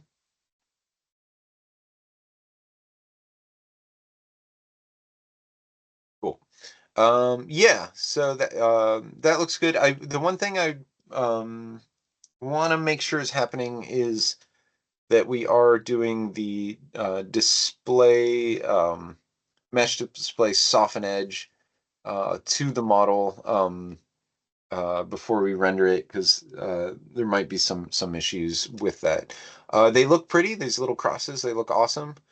And those should look great baked down. They don't necessarily need to be in the LOD0 because they're not breaking the silhouette too much. So we can put them entirely in the in just the high res, and then um, bake it to the LOD0. Cool. And then that would just mean your LOD0 is lower res. But yeah, it looks great. Adding some details. I'm glad to see some updates. And then yeah, once those get done, I'm going to be really interested in how the transmission works in the glass. That'll be fun. But yeah, I can't wait to. Okay, starting unwrapping. Cool. But yeah, I do want more detail on the holder.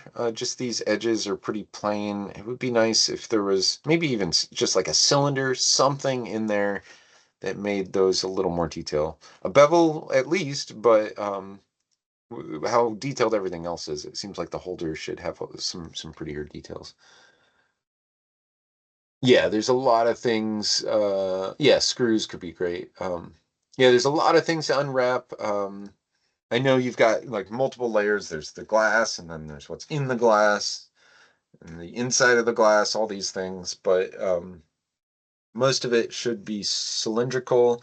And just remember, every time you have a cylinder map, you need to cut the caps off in the UVs so that they're separated. But cool, looks good so far. Do you have any questions? Like just anything you're doing? Um, yeah, can't quite see everything here because it's kind of dark, but it looks great in this shot. So I think we're good. This is really interesting, these shapes, and I think that will be really pretty. Okay, cool. But yeah, if you run into any questions or you need any, yeah, get through the tedious work. If there's anything that seems a little too tedious, sometimes sometimes it's not even needed. That's the one thing to worry about. But UVing, just a few UVs should be fine. Cool. You know where to go from here. Okay, cool. Yeah, just let me know if you run into any issues. I can't wait to get to the rendering. I can't wait to see the plant on the inside too. That'll be really fun. But all in all, it should set up really nicely. All the jars that you had and things in the background, they'll look great without a lot of texturing, without a lot of thought. You just have to make a texture for the ground and a texture for the walls. But yeah, it looks like Thule's doing good. If anybody else has anything to show me, let me know. You can even just submit it in the Teams. But yeah, can't wait to see more. Okay, yeah, I think that's it. Cool. So that's all for critiques today. Wasn't expecting a whole lot. In that case, I'm going to try to bring this scene together by adding some landscape, some more landscape for it to go through. I also have that rock. I would like to bring that into the scene as well. So yeah, let's get back into this. I will export that rock out, and I think the rock would look pretty good in this scene. I think so. Let's see, that was a little shiny because of this. Yeah, Let's turn roughness down.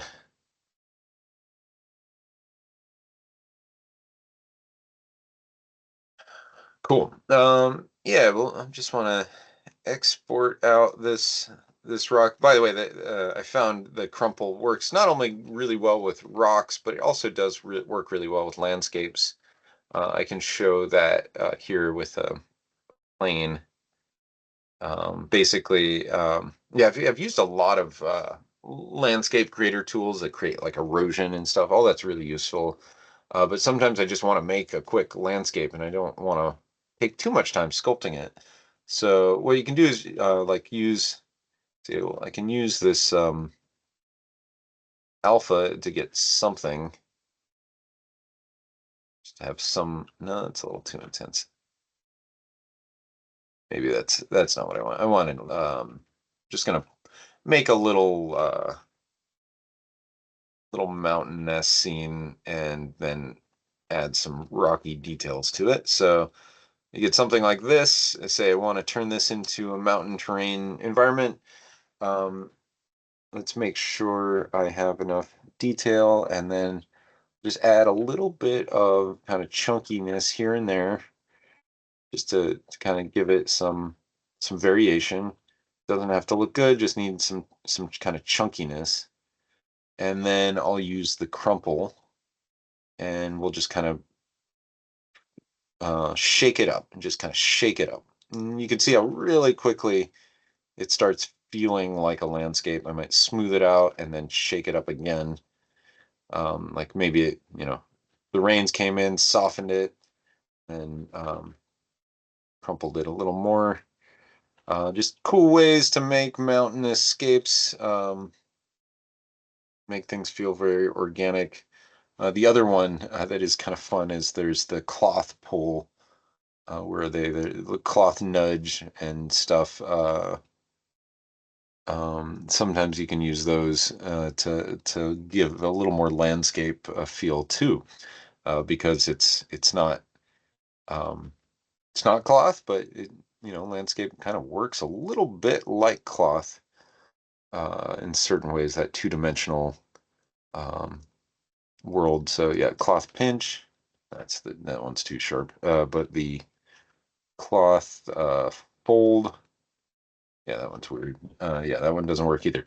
But the one that I did find work pretty well was just like cloth nudge or cloth pull. Just because it doesn't.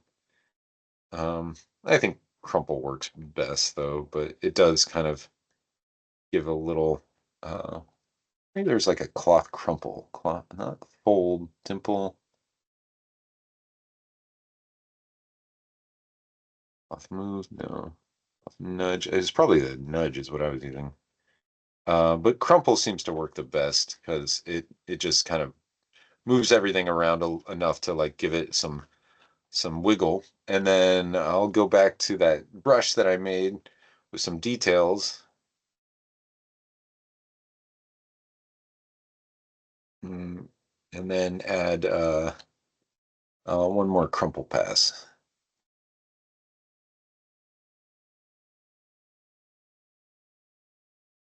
Yeah, it just does a great job of making some rocky feels. I always love to do a little more sculpting by hand as trim dynamic. And then, but yeah, now I got a little mountainous scape. Um, it's worthwhile. So yeah, that could be something that's like maybe a little closer. If we go down in resolution, you can also UV the base level with the UV master, and then now I could just export up this kind of mid level, and then we could even bake the high res.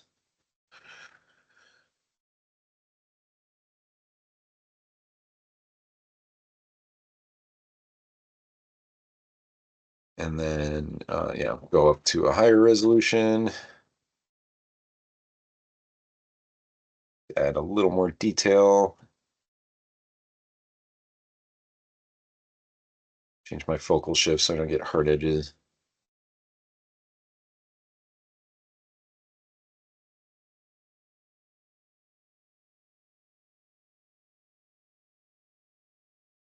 And then, yeah, we can add that as the high mountain. Oh, add an extra T. Okay.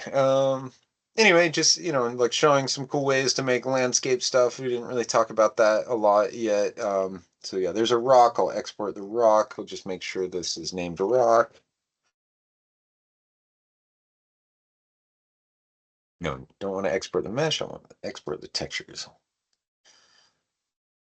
Another cool thing is once you get a texture set that you like and maybe you want to reuse, you can select everything that you like and group it together and call it and give it a name. And then what you can do is you can add this as a smart material. So it like literally becomes a brand new smart material that you can apply to the next thing.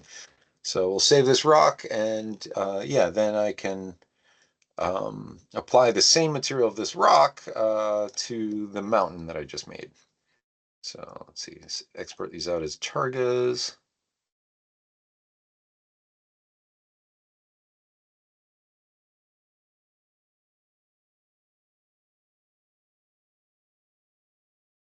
I'll just put it in textures.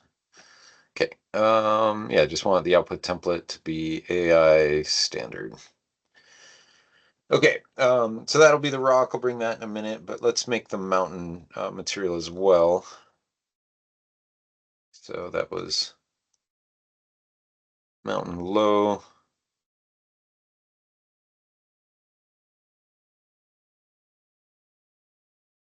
Okay, so first I need to bake the normal map. So we have a high res map here. So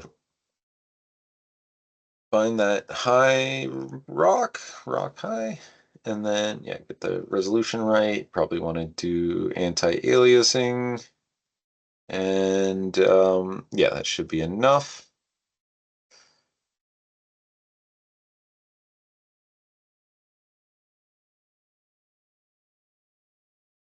Cool.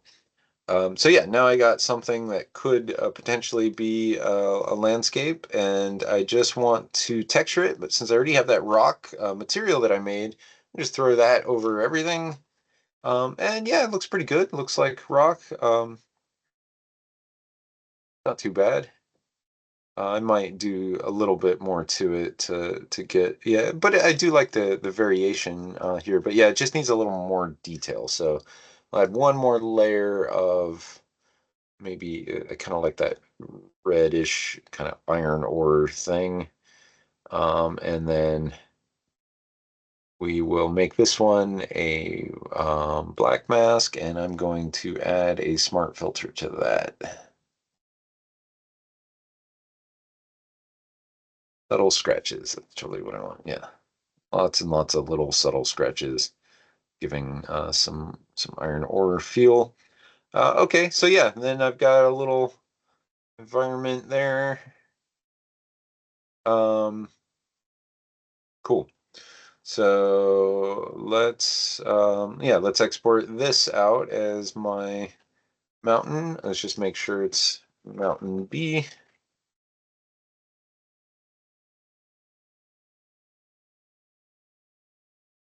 Not mesh. Whoops. Export textures to AI standard. Targa. Save it in the right folder.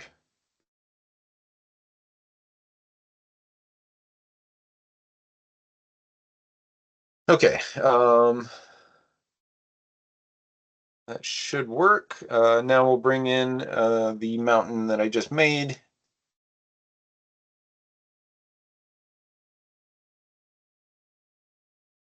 Yeah, it's pretty small, came in sideways. Make it bigger. We do need to mesh display soften edge this one. Once it comes into Maya as an OBJ, you need to turn on mesh display soften edge. But now I could have maybe a mountain kind of in the foreground. That way the uh, this mountain in the background is not um, taking over everything. Scoot this. Let's see, something like right here. So yeah, I'll probably move this one towards the back. A little.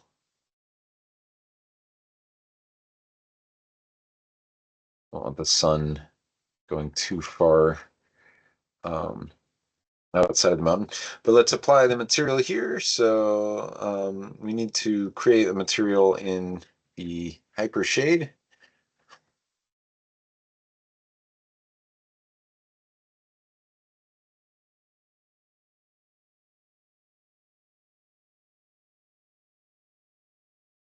Is it shader? No, standard surface volume, AI standard surface. All right, just want to call this one Mountain B. And then, yeah, now we can apply that.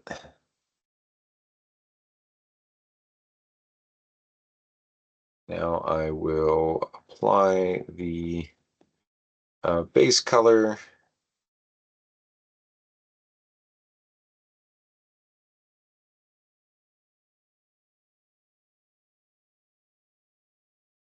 Cool. That looks pretty cool. Even just the base color looks really fun with the marbling. Okay, and then the roughness map, the metalness, there's no metalness on there, so you just leave metalness off if there's no metal.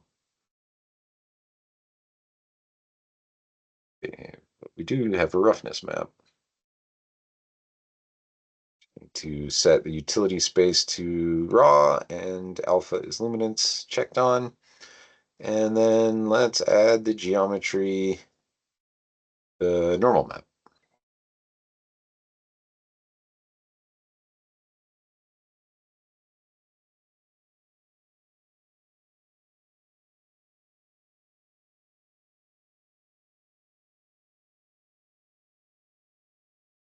Okay, just need the utility space to be set to raw. For the normal map, you don't check on alpha is luminance. I know that's confusing. For everything else, you do. And then, okay, so let's take a look at this. I moved the light pretty far, so I'm probably gonna have to turn the light up a little more.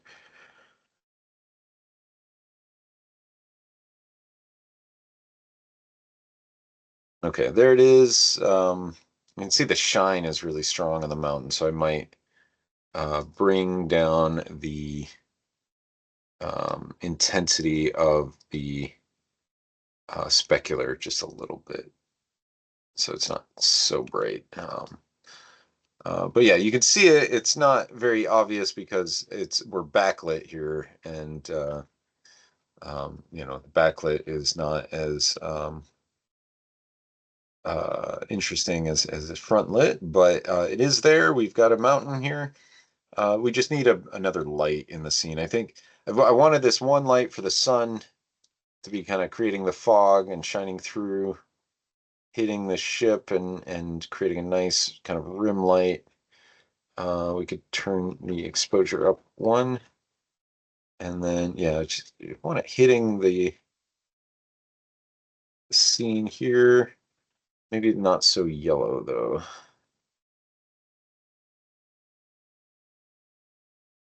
And then what's happening here is the really shiny surface, and then there's some stretching that just kind of happened because of the way that the crumple works.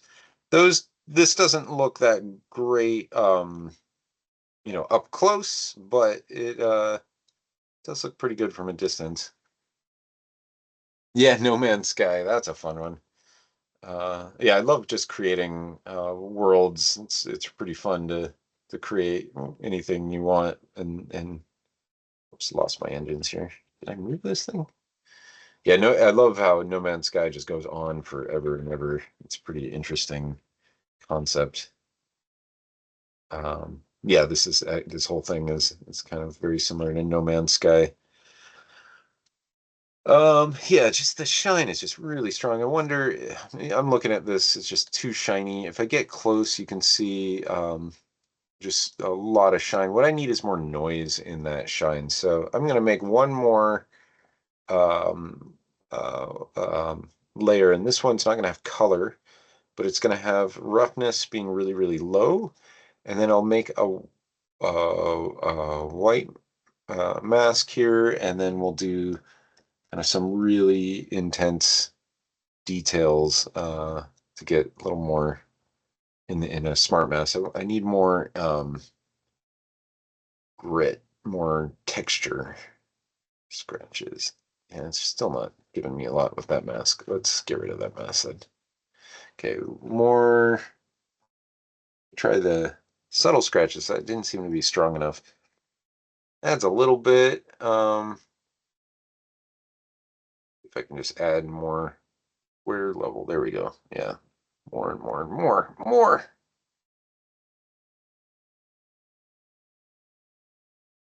There we go. Lots and lots of little details. This is going to be resolution dependent because it is not a tiled texture. But we could try to make something like this kind of work as a tiled texture. It actually isn't too hard to turn this into a tile texture because we're almost going to the edges here anyway. And everything should work other than the baked normal map that we did out of ZBrush as tiling, no problem. But yeah, just wanted to break up in the noise. The red is maybe a little too red too, but let's see, desaturate that just a little. But yeah, a quick way to make landscapes definitely works. It's just, how detailed do you want to go? Sometimes what I do is I'll layer in tiled texture over something like this. This works really well in games because from a distance, this looks good, and you get really, really close. You want to swap over to a tile that's super, super detailed. But I think I like this texture a little better, so we're just gonna export the textures once more. And then we just got to reload them and be a little tricky in Maya.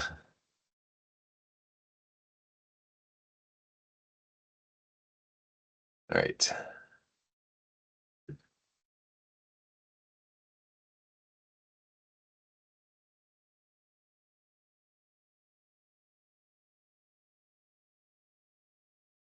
Yeah, it looks a little better.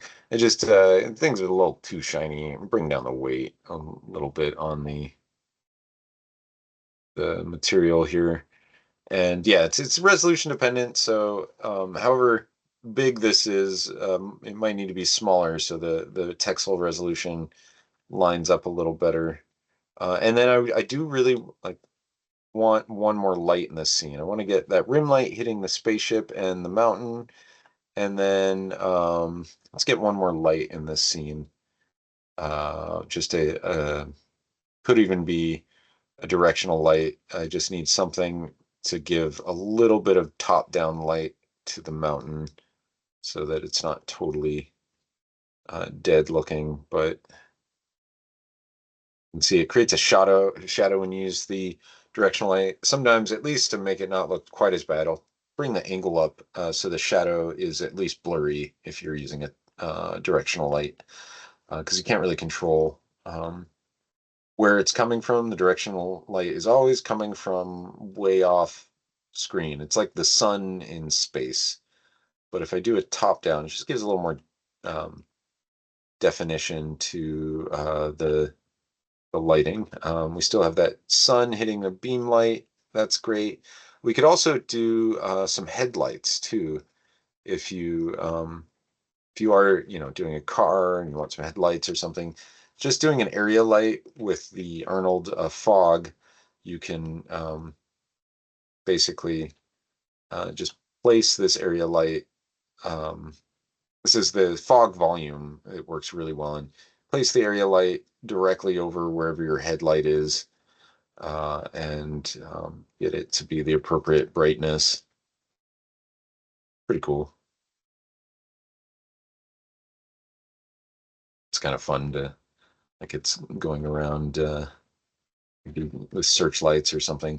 Probably bring the intensity down a little because it's not the sun anymore. And then you can see it already has some natural, there's like a little bit of natural kind of breakup in the fog. But I think that's because of the textures underneath. You can add some texture to break up the fog here.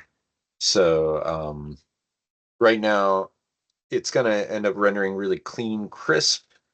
There's just a couple more things we can do with it. We can bring down the volume intensity here on lights, so that they're not totally volumetric. But the other place we can mess around with it, because that's light specific, is we can just play with the intensity of the overall fog, turning it up and down. This is just kind of throughout the whole scene. But what I want to do is I want to break it up a little bit because it's so clean. If I fog like this, I usually want to kind of add a little noise to it. So we can add noise to the color. And in that case, I like to use a three-dimensional map. Like a volume noise works out pretty well. And it creates this breakup of the fog so it doesn't feel totally flat. Like there's a little bit of variation. Sometimes it's a little too small, it's a little noisy. You can change a lot of the intensities, the amplitude and threshold and stuff here.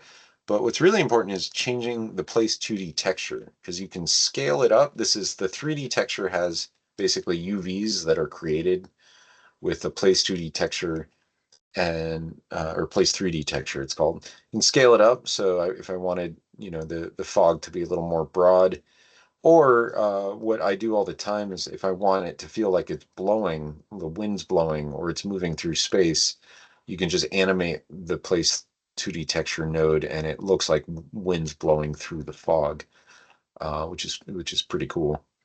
But yeah, now we got some fog in there. I might play around a little bit with some more other settings like the attenuation. Sometimes it's a little too bright altogether. I think attenuation makes it drop off a little bit, and that can be nice. And then, yeah, interesting. The density goes up and down when you get to one. I think that's because the attenuation sometimes goes dark. It's too bright. So if I bring down the attenuation, when the density goes up, it's always bright, but the attenuation somehow like darkens it.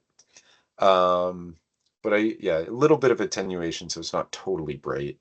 And then the attenuation color, that's going to be the fog color, whatever you want that to be. And so, it's sometimes it's blue, depending on your scene, but that's odd. It's kind of doing the opposite of whatever I'm giving it. That might have something to do with optics. Yeah, it's like the effect that it's having. So if I go red, it goes blue. I don't know why that's happening exactly, but something in the math of the optics. But yeah, now you got some headlights. You do some cool things with it. This is usually the way I like to do fog, just because Maya's other fog things are a little hard to manage. But yeah, you can have fog. If you want to do something glowing on your spaceship, I didn't really leave a lot of room for this, but basically, like the engine could be glowing. I need an emissive map, so I need to make an emissive map that matches the areas that I want to glow from. That's something I could do now because it looks like we still have time. Okay, so I'll call this one mountain.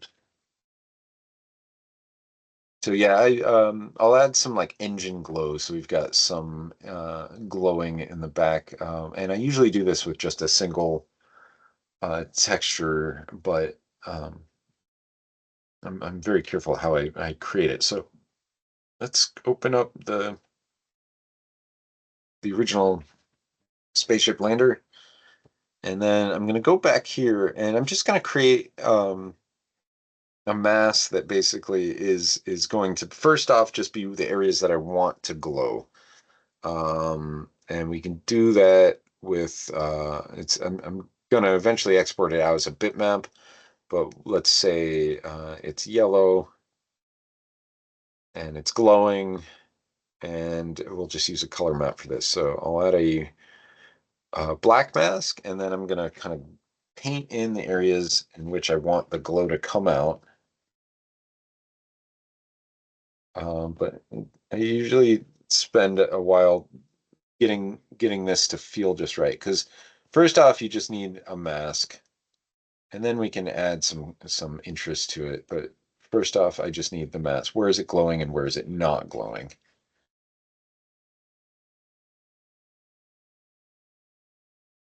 And it's important that it's not too flat, but I will add some more features that will give it some feeling of having some depth later on. I just first I need a mask of where the glow is and where it isn't.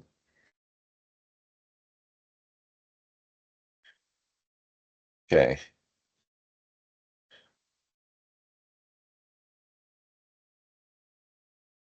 that's actually going to look pretty cool. So yeah, I just need it to go all the way around. Really low resolution because we got up so close. I always hate that. It's like looks great from a distance, but doesn't look great when it's too close. Still should look awesome when we get far away. So there's one. These are repeated, so it shouldn't be exactly on the other side. And then we'll do one down here. This one's a little more complicated. I wasn't quite sure how I was going to manage it, but just kind of want to maybe the whole thing kind of lights up. And I'll use the normal map to play with that a little bit. Okay, so gives me a mask. What I'll do is I'll export the mask out. So export mask to file. And this should just give me um, a black and white mask. So let's see if I can find that.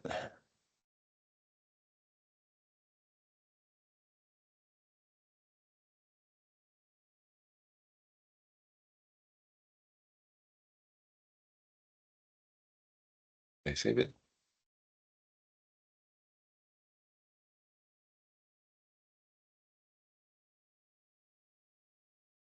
I don't know if I.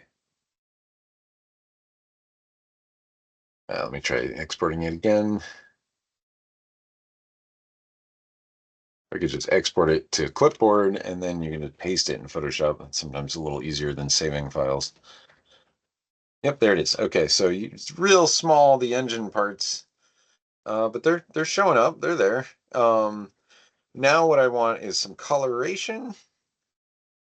So, and then maybe a little more detail, because they're pretty boring.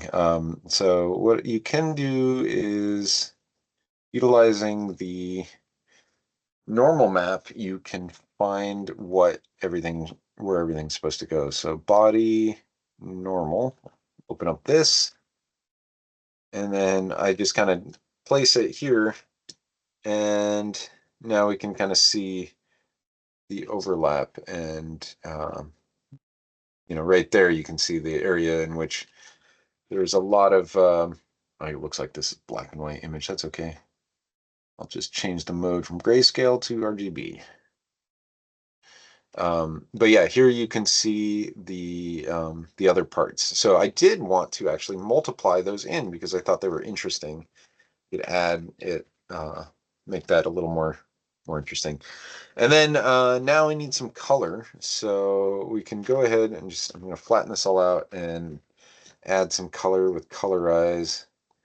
Make it like kind of a orange glow. And then here's the fun part is this is kind of boring on its own. It ends up being pretty flat, even though there is some texture.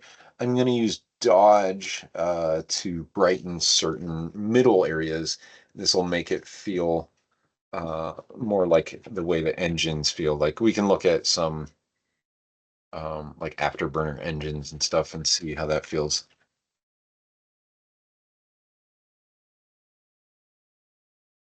Yeah, it's like kind of yellow around the outside, and then it gets white hot in the middle and red in the darkest spots, or the coolest spots. So maybe a little bit of red around the corners, and I'll do this with just a color brush.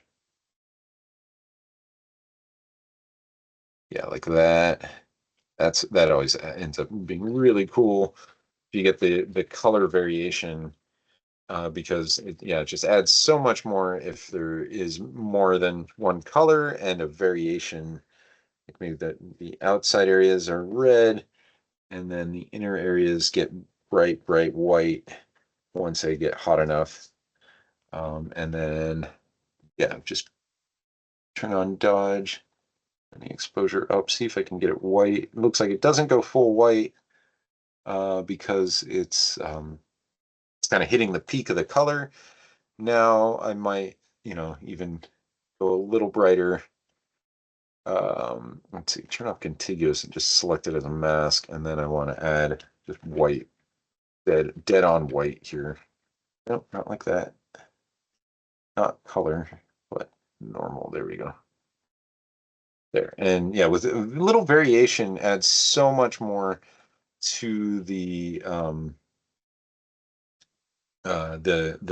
emissive map than doing it without variation. Here, the red around the edges, that's really going to add a lot. Do that one more time. A little more red around the edges, and then kind of the middle gets white, white hot. Going from kind of yellow to white.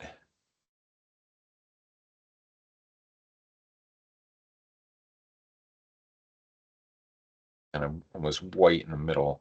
And this gives a lot more information than just kind of most basic emissives are. So I'll save this as an emissive. That's all I need. And then when I go into Maya, I will access the material. It's got everything is all in this one material, and I'll go to emission, add the color map, which is that map that I made, which is mostly black, except where I want the areas to glow. I thought I put it here. Where did I not save it? Let's just try this one more time. That should be here, JPEG. Oh, yeah, I see. Final project, lander, captured, emissive. Here we are. Okay, so first off, I applied it, but there is no weight, so you don't see it until I turn the weight on. But here, you should be able to see it pretty quickly show up. Yeah, and it looks pretty cool. Yeah, it looks like engine in the back. If you want it to really blow out, you can turn the weight up. It's a cool thing about the emission is you can actually really make it get pretty bright. And this ends up feeling really real because you got the variation of color around the edges. And now the emission is actually creating light, which it's affecting its surroundings with. So that's pretty cool. I could even grab one of these fog lights if I wanted to and turn it into kind of an afterburner thing as well. But there's other ways you can create afterburners. This is a light fog, which it's not usually what we call an afterburner. Usually we would do an object that is the afterburner where it's kind of this soft texture going out like that. There's even some purple in there. But yeah, you can see it does feel a little bit like an engine, even just using the lighting.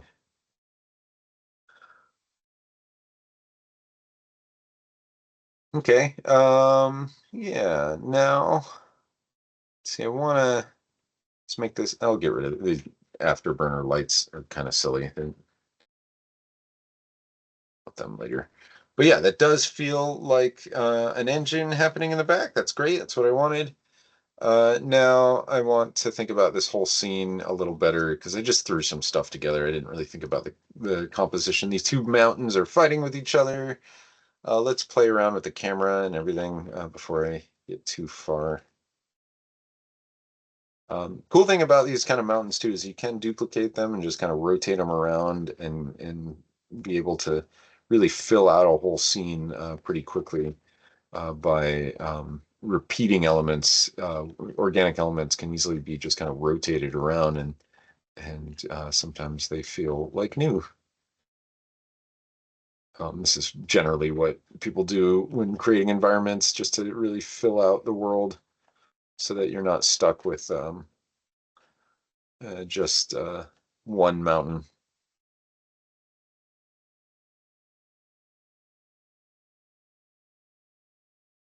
Okay. Yes, there we go. And now I have a kind of a shot of it flying over the mountain. Start playing with the lighting here.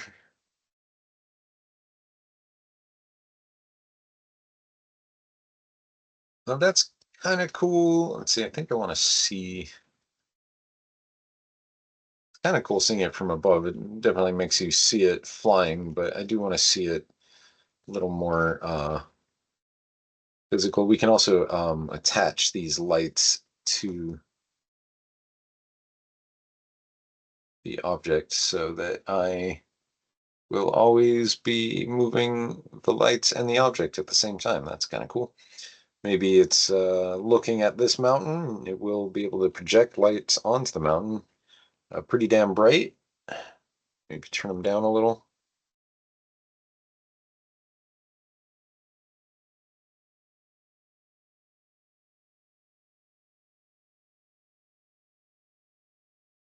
That's kind of cool though. This is believable effect. Um, yeah, now I just got to think about my composition. Usually I draw these out first, and I hate when I don't because it always it's harder to get everything in the same shot. Uh, so sometimes multiple shots might be best. Just want to get that. Where's my sunlight here? Got lost some volume in it.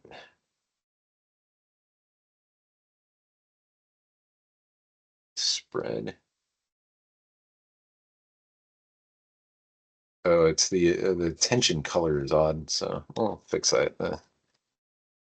That blue color of the fog was caused because the attention was pink. I don't know why.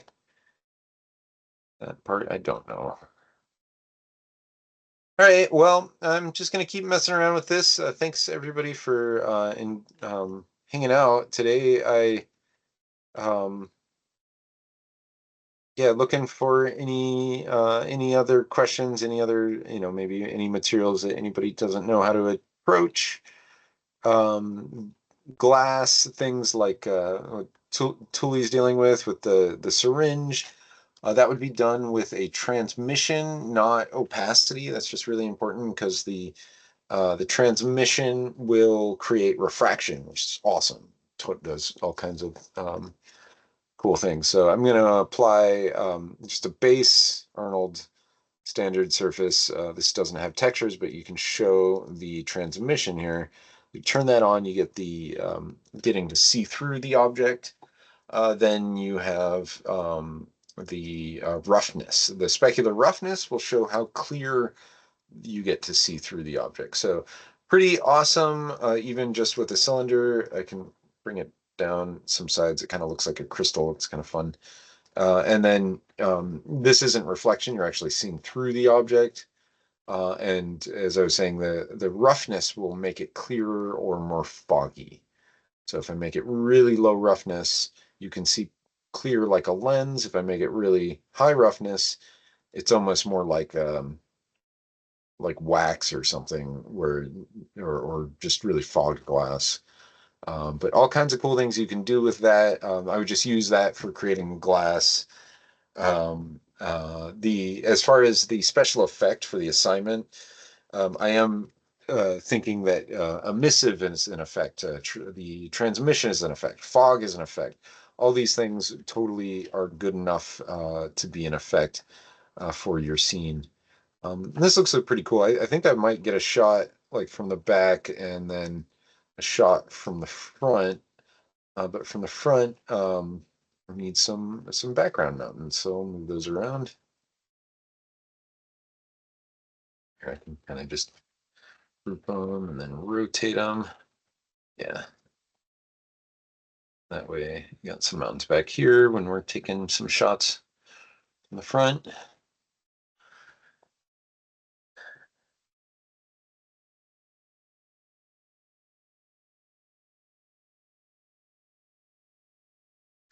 So yeah, do need some sort of sky dome. The HDRI I found it wasn't quite what I was looking for. I usually go to this one website, can't remember exactly what it is, but HDMRI or uh, high dynamic range, yeah, high dynamic range images, Sky Dome. So look for those. This is the kind of thing you might find. What's really important to me about these is that just because you found it and you downloaded it doesn't mean it's great. A lot of times the clouds are weird or awkwardly painted and stuff. So I try to make sure I find a good one, and if I don't have a good one, it's like just a gradient would work better than anything. So if you go into where is it, the Sky Dome that I made, this is the Sky Dome. Essentially, it's you can add a color, or you can um, add a ramp. So here I will add a 2D texture ramp, and this way I can get a little bit of color in the scene without actually having to paint anything. So we can add blue for like sky blue, and then down here maybe a darker blue. And this kind of gives a little bit of a sky just by default. Now, what, maybe this isn't a whole lot of information. We can kind of crunch them a little closer together to get more of a horizon level. But yeah, this is usually what I do. If I don't have time to make a sky dome, I'll just throw a ramp in there because a ramp doesn't have any low res textures. And then that looks pretty good. Still not happy with the I guess that's the reflection on this mountain. It's really low res. I wonder if I turn the weight off completely, still catching the light there. Okay, so it's not just the reflection. I could also double the resolution of that mountain. I think it was only 1024. So if we go to the mountain,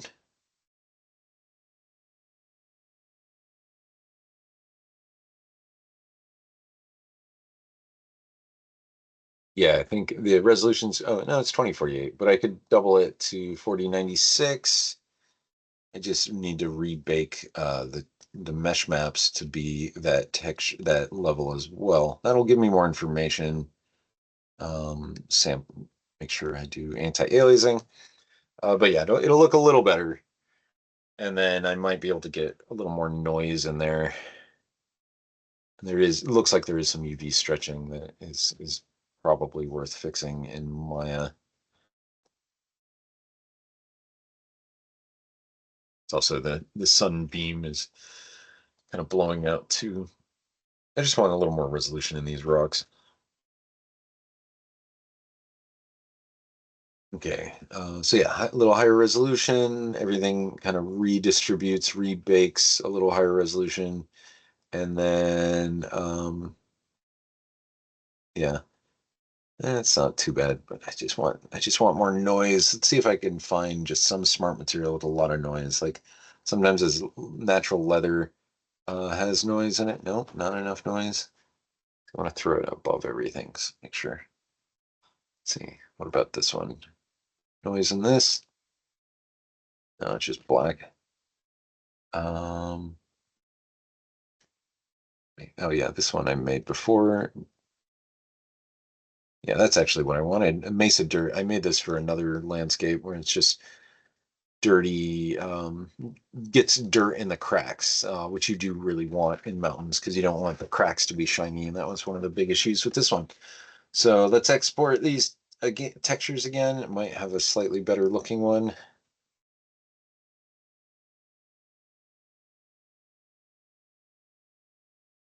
Those feel really shiny.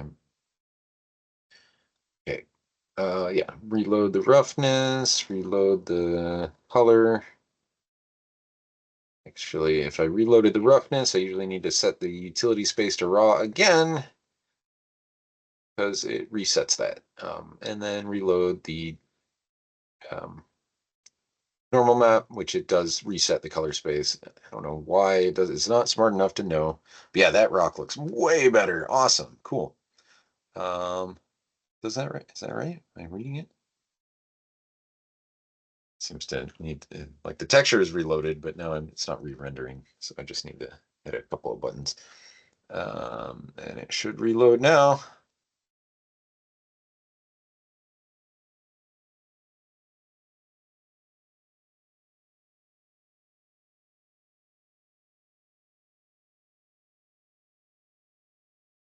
Okay. So yeah, the textures look much better. Little world looks cool. I will leave. Yeah, we just want to get a couple of cool shots of it flying. Maybe some the light coming forward. And then one with it going back. And so I'll set up my cameras to kind of check that out. This light now is this sunlight is just really kind of taking over with its fog. So I'm going to bring down the volume visibility a little bit. That way it's just kind of there. And I think that would look better.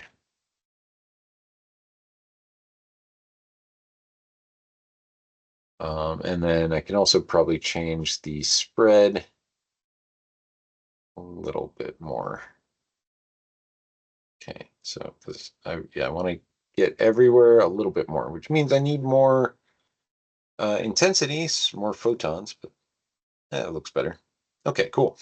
So yeah, now I can get a good shot with the front. Got these two area lights in the front. We can even turn their visibility up if we want more fog on them. Maybe their lights are just fog lights.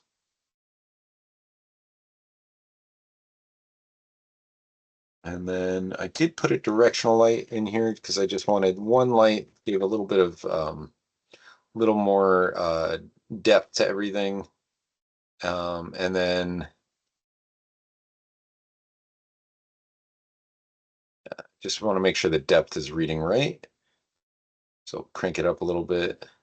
I don't know. The area lights they really flatten things out. Not my favorite lights. But maybe at 1 it's fine. Maybe bring it even down to 0.5. And then the sky dome, overall, it is giving us a lot of light. We can turn it off, see what it looks like without it.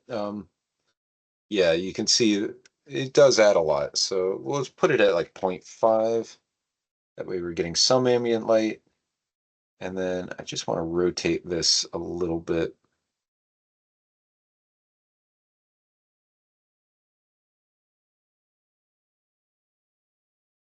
Just want to get some light on the top here. Yeah, like that.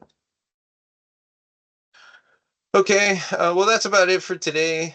Thanks anybody who stuck around and hung out. If you run into any issues with making materials, please let me know. Should all be pretty straightforward, but there's always areas that confusing, go wrong. Some things are a little trickier than others. So yeah, let me know if you run into any issues. But other than that, keep working on your awesome projects. Can't wait to see it all rendered and looking radical. Yeah, that looks cool when it's coming down like that. Just get a good angle. Feels like a nice cinematic shot.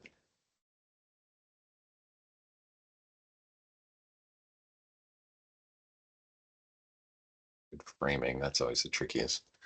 But yeah, that's about the end of class. So thanks, everybody who joined me. If you're watching this online later on, I'm hoping you're enjoying your day. And yeah, let me know if you have any questions. And yeah, we'll just go from there and see if we can get through this whole process. We're almost done. Just got a couple more weeks to put together our final render shot. I like that with the mountain in the background, rocks here. Cool. But Cool. Yeah, just I'm enjoying myself messing around in this scene. Do like the way the back engine looks. Just a little red glow around the corners do help a lot. And then it just has that vibe to it. Things got really dark. The black always makes things really dark, so I try to watch out for that, things being a little too dark. And we might even want like a an uplight. Sometimes it's uplights are nice, so you can see things. Sometimes they flatten everything out. But this could, if there's some reason for an uplight, that could be awesome because it does add a lot of depth here. Probably change this angle so there's no, yeah, the shadows are kind of soft. It's like, that looks pretty cool, but we're starting to ruin, our other lighting. So I might turn that down and just give it a little nudge of more depth.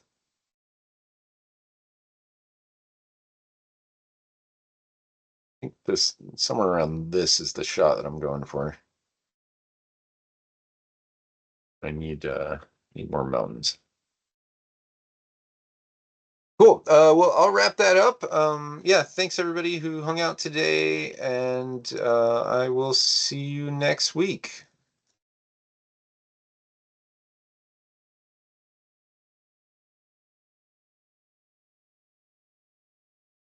Thanks, Harley. Thanks, Superstorm.